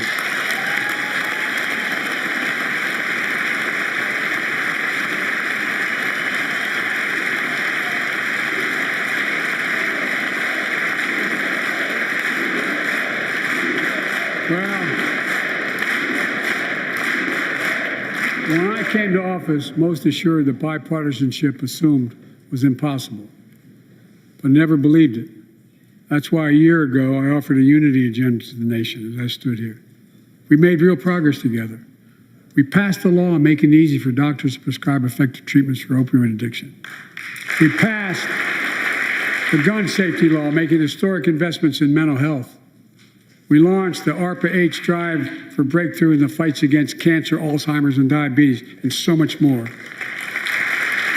We passed the Heath Robinson PACT Act, named after the late Iraq War veteran whose story about exposure to toxic burn kits I shared here last year.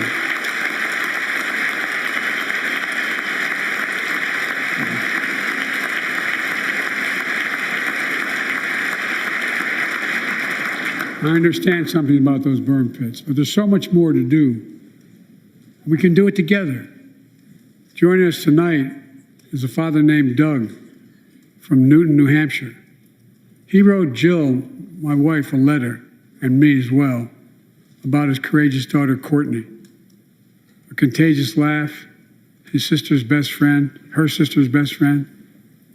He shared a story all too familiar to millions of Americans and many of you in the audience. Courtney discovered pills in high school.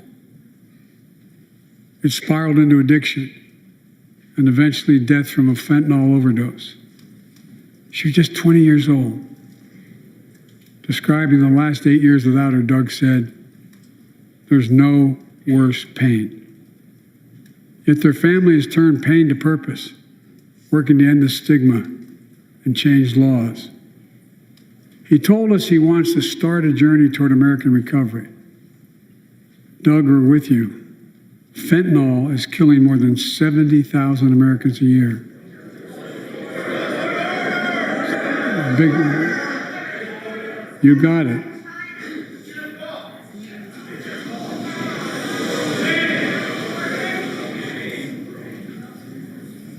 So let's launch a major surge to stop fentanyl production and the sale and trafficking, with more drug detection machines, inspection cargo, stop pills and powder at the border. Working with couriers like FedEx to inspect more packages for drugs. Strong penalties to crack down on fentanyl trafficking. Second, let's do more on mental health, especially for our children. When millions of young people are struggling with bullying, violence, trauma, we owe them greater access to mental health care at their schools. We must finally hold social media companies accountable for experimenting or running children for profit. It's time to pass bipartisan legislation to stop big tech from collecting personal data on our kids and teenagers online, ban targeted advertising to children, and impose stricter limits on the personal data that companies collect on all of us. Third, let's do more to keep this nation's one truly sacred obligation to equip those we send into harm's way and care for them and their families when they come home.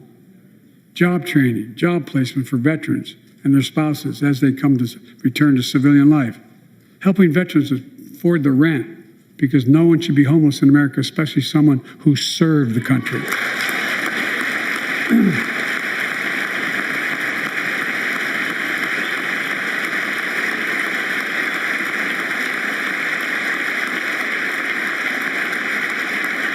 Dennis McDonough is here of the VA.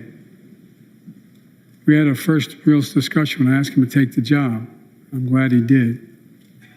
We were losing up to 25 veterans a day on suicide. Now we're losing 17 a day to the silent scourge of suicide. 17 veterans a day are committing suicide. More than all the people being killed in the wars. Folks, VA is doing everything it can, including expanding mental health screening, proven programs that recruits veterans to help other veterans understand what they're going through, get them the help they need. We got to do more. And fourth, last year, Jill and I reignited the cancer moonshot that I was able to start with President Obama asked me to lead our administration on this issue. Our goal is to cut the cancer death rates at least by 50% in the next 25 years. Turn more cancers from death sentences to treatable diseases. Provide more support for patients and their families. It's personal to so many of us in this audience. Joining us are Morris and Candice, an Irishman and a daughter of immigrants from Panama. They met and fell in love in New York City and got married in the same chapel Jill and I got married in New York City. Kindred spirits. He wrote us a letter about his little daughter, Ava, and I saw her just before I came over. She was just a year old when she was diagnosed with rare kidney disease, cancer. After 26 blood transfusions, 11 rounds of radiation, 8 rounds of chemo, 1 kidney removed, giving a 5% survival rate. He wrote how in the darkest moments he thought, if she goes, I can't stay. Many of you have been through that as well. Jill and I understand that like so many of you. And he read Jill's book describing our family's cancer journey and how we tried to steal moments of joy where we could with Bo. For them, that glimmer of joy was the half smile of their baby girl. It meant everything to them. They never gave up hope. Little Ava never gave up hope. She turns 4 next month. They just found out Ava's beating the odds, is on her way to being cured of cancer. And she's watching from the White House tonight if she's not asleep already. For the lives we can save,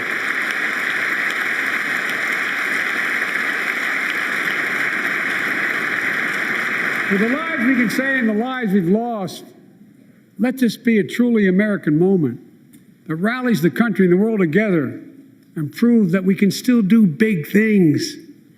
20 years ago, under the leadership of President Bush and countless advocates and champions, he undertook a bipartisan effort through PEPFAR to transform the global fight against HIV/AIDS. It's been a huge success. He thought big. He thought large. He moved. I believe we can do the same thing with cancer.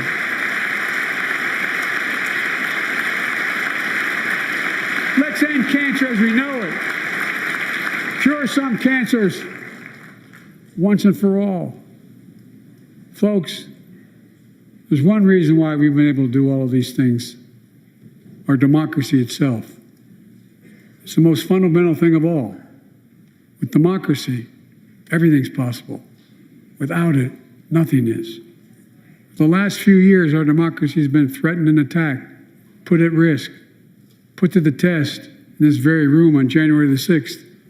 And then just a few months ago, an unhinged big lie, assailed and unleashed a political violence, the home of the then Speaker of the House of Representatives, using the very same language the insurrectionists used as they stalked these halls and chanted on January 6th. Here tonight in this chamber is a man who bears the scars of that brutal attack, but is as tough and as strong, as resilient as they get. My friend Paul Pelosi. Paul, stand up.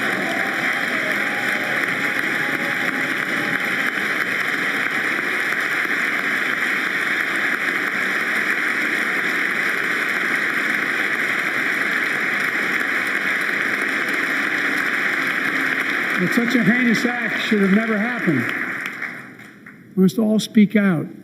There's no place for political violence in America. We have to protect the right to vote, not suppress the fundamental right. Honor the results of our elections, not subvert the will of the people. We have to uphold the rule of law and restore trust in our institutions of democracy. And we must give hate and extremism in any form no safe harbor.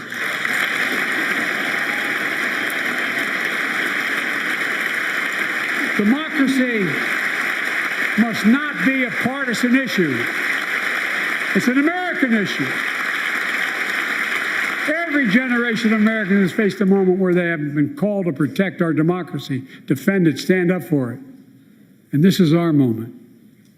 My fellow Americans, we meet tonight at an inflection point, one of those moments that only a few generations ever face, where the direction we now take is going to decide the course of this nation for decades to come. We're not bystanders of history. We're not powerless before the forces that confront us. It's within our power of we the people. We're facing the test of our time. We have to be the nation we've always been at our best, optimistic, hopeful, forward-looking, a nation that embraces light over dark, hope over fear, unity over division, stability over chaos. We have to see each other not as enemies, but as fellow Americans. We're good people. The only nation in the world built on an idea, the only one.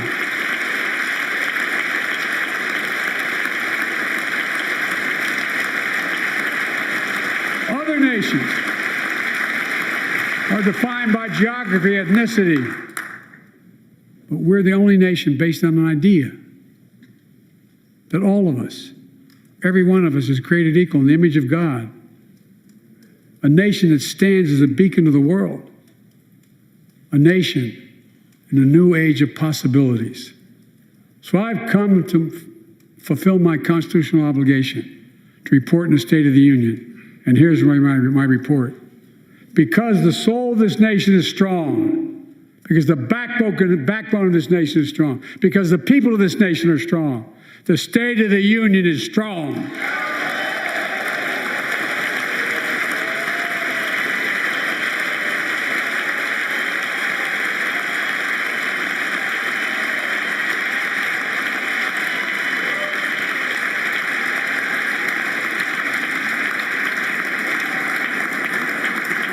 I'm not new to this place. I stand here tonight having served as long as about any one of you have ever served here. But I've never been more optimistic about our future, about the future of America. We just have to remember who we are. We're the United States of America, and there's nothing beyond our capacity if we do it together. God bless you all, and may God protect our troops. Thank you.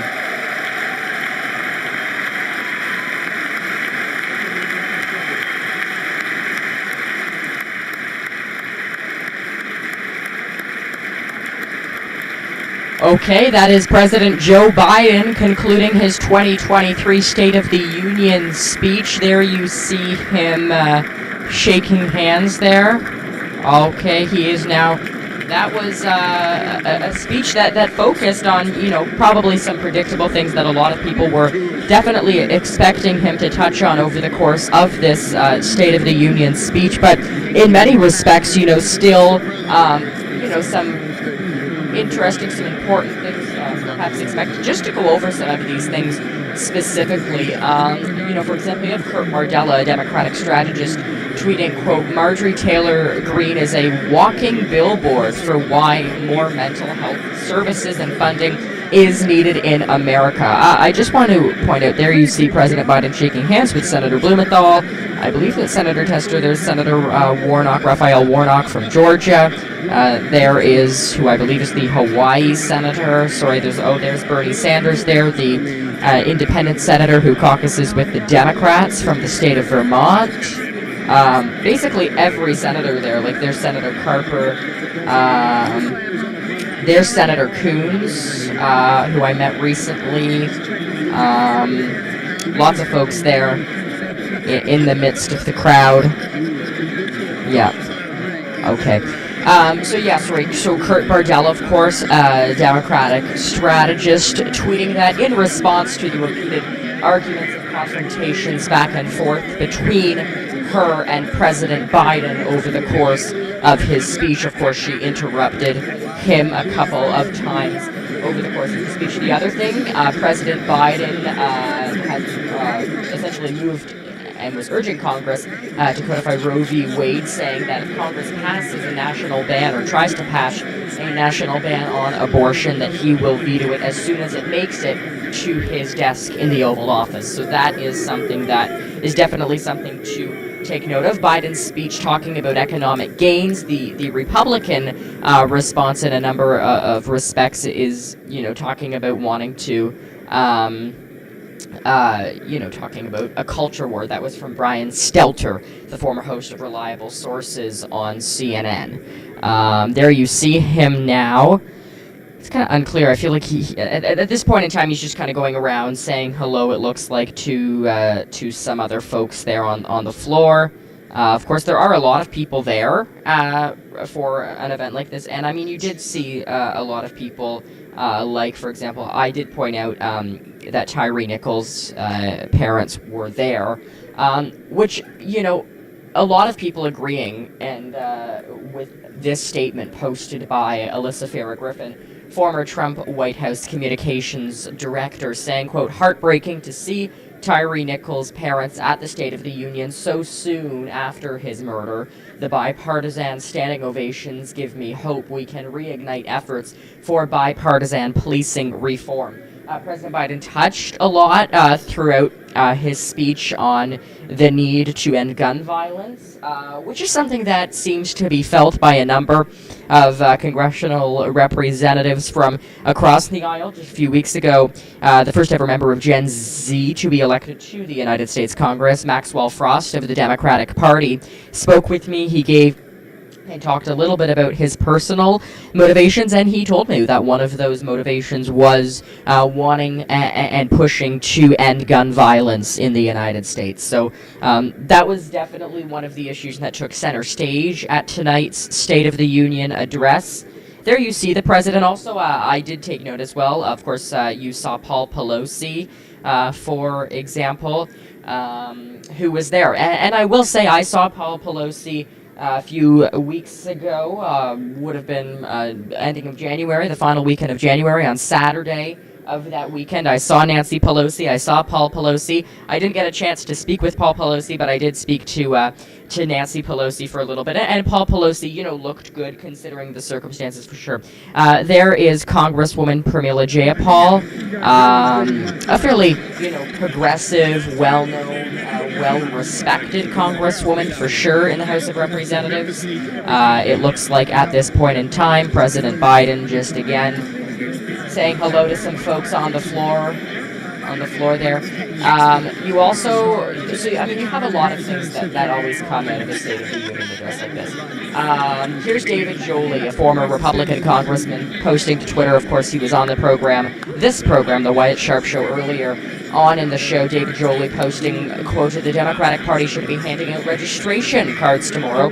Tonight was that good for President Biden and national Democrats. Now, it is fair to say, though, that it's not all Republicans, obviously, who are coming out and praising President Biden. To that respect, David Jolie is no longer affiliated with the Republican Party to the extent that you would anticipate a former Republican congressman might be. But I mean, it is still interesting that you have someone like David Jolie coming out and saying that he said earlier on when he joined the program, the Wyatt Sharp Show here, it was really in the final minutes before the speech actually got started.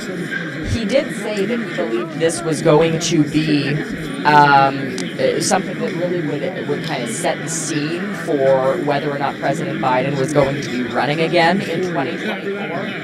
And of course, there wasn't necessarily a ton that was said with respect to that, but I mean, there definitely was,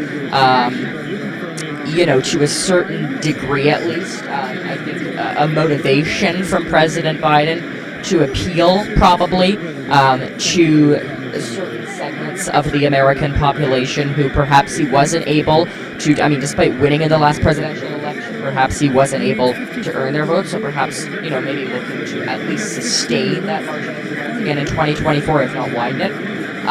So, again, you have a lot being said at this point in time from different sides of the political spectrum.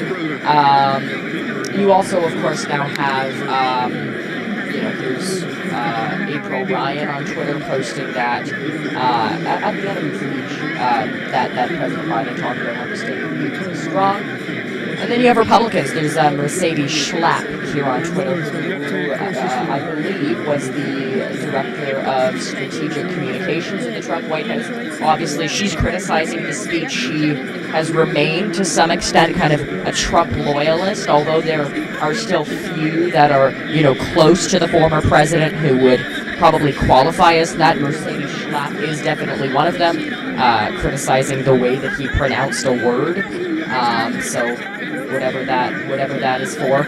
And then, of course, again, I mentioned Kurt Bardella earlier. He's been tweeting as well. He posted, "Be nice if y'all fought," as hard to protect the living from threats like gun violence, climate change, poverty, systemic racism, etc. Posting that in response to a comment from Republican Florida Senator Rick Scott.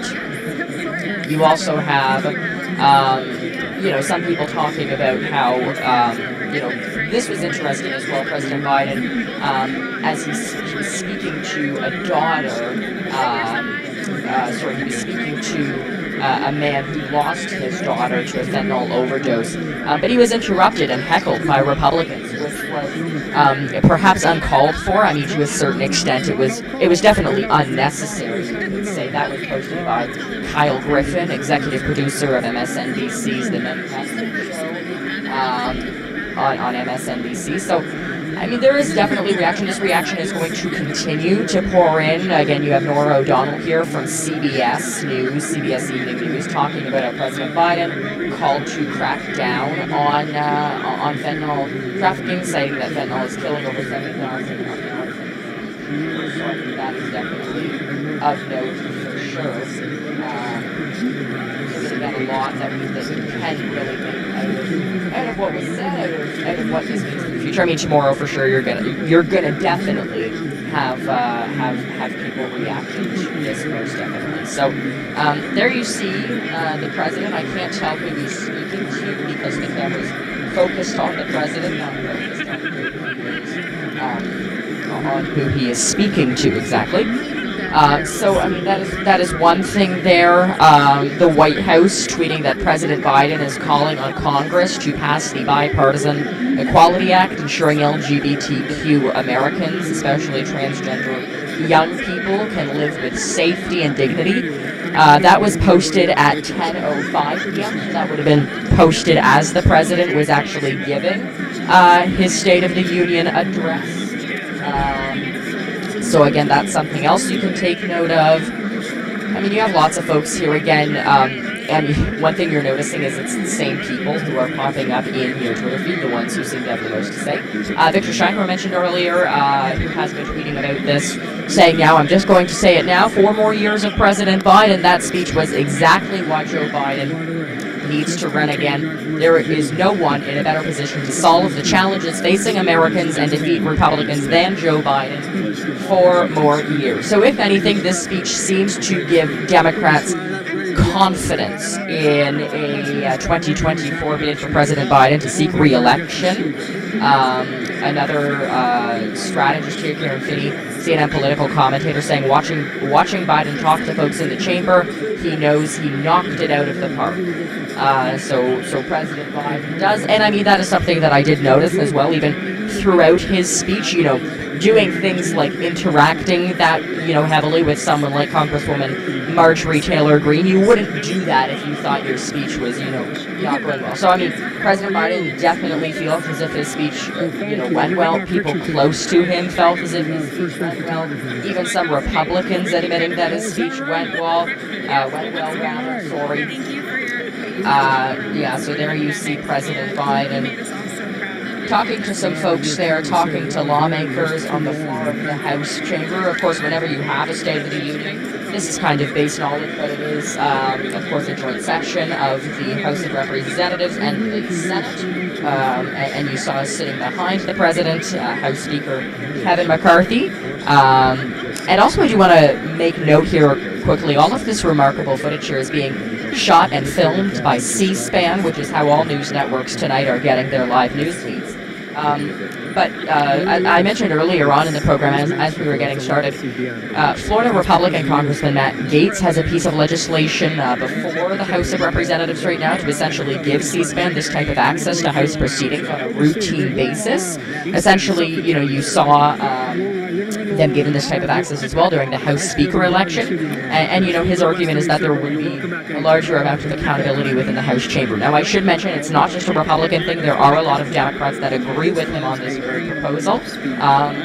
So we'll have to see again. He's kind of claiming that that's has stuff to do with accountability, etc.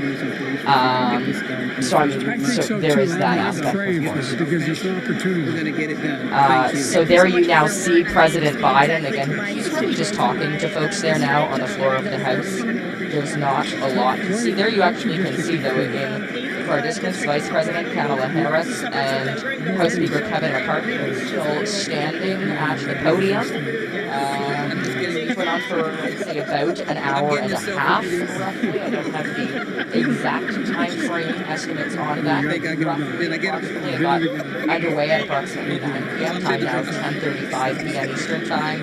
There you see President Biden, the president, taking some photos on the floor of the House, and it looks as if now there are just some lawmakers, other folks there. There you have some of the president's team as well.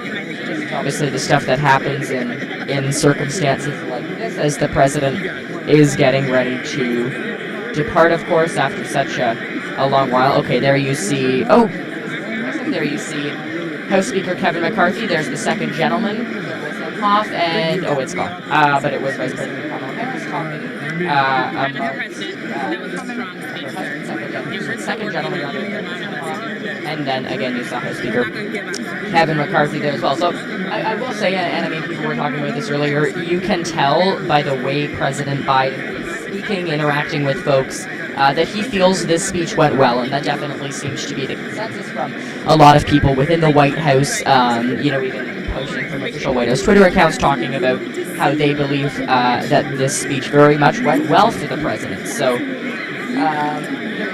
there is a lot there, and I mean, a lot of this will continue to be talked about, obviously, for the coming days. It's a State of the Union address, it's the president's perspective, the White House perspective on where the country is at, and his speech, quite simply, with the fact that he believes the State of the Union is good. Perhaps, I definitely think that this speech was, if anything, leaning more towards a 2024 bid for the White House than not leading towards a 2024 bid for the White House. Just for the simple fact that, he seemed very optimistic in his speech, and even after the speech, very optimistic, interacting with folks. So that is President Biden there now, on the floor of the House, again, interacting with folks. This is the State of the Union live coverage you have been watching Earlier on in the program, former Congressman David Joly and Joe Walsh joined me. Also, make sure to catch my interview from earlier on in the program with former press secretary to Ukrainian President Volodymyr Zelensky, Yulia Mendel. Also, earlier in the show, in Canada, there are some challenges with some Canadian news for a moment here with healthcare. So Alberta Premier Danielle Smith joined me earlier on in the show. So a lot that you can catch up on the Wyatt Sharp Show, of course, and a lot coming up as well in the coming days for sure, as it relates to not just this, but a ton of different stories that have been impacting folks from right across the country, right across North America as well. So once again, this has been live coverage of the 2023 State of the Union address. You've been watching this live.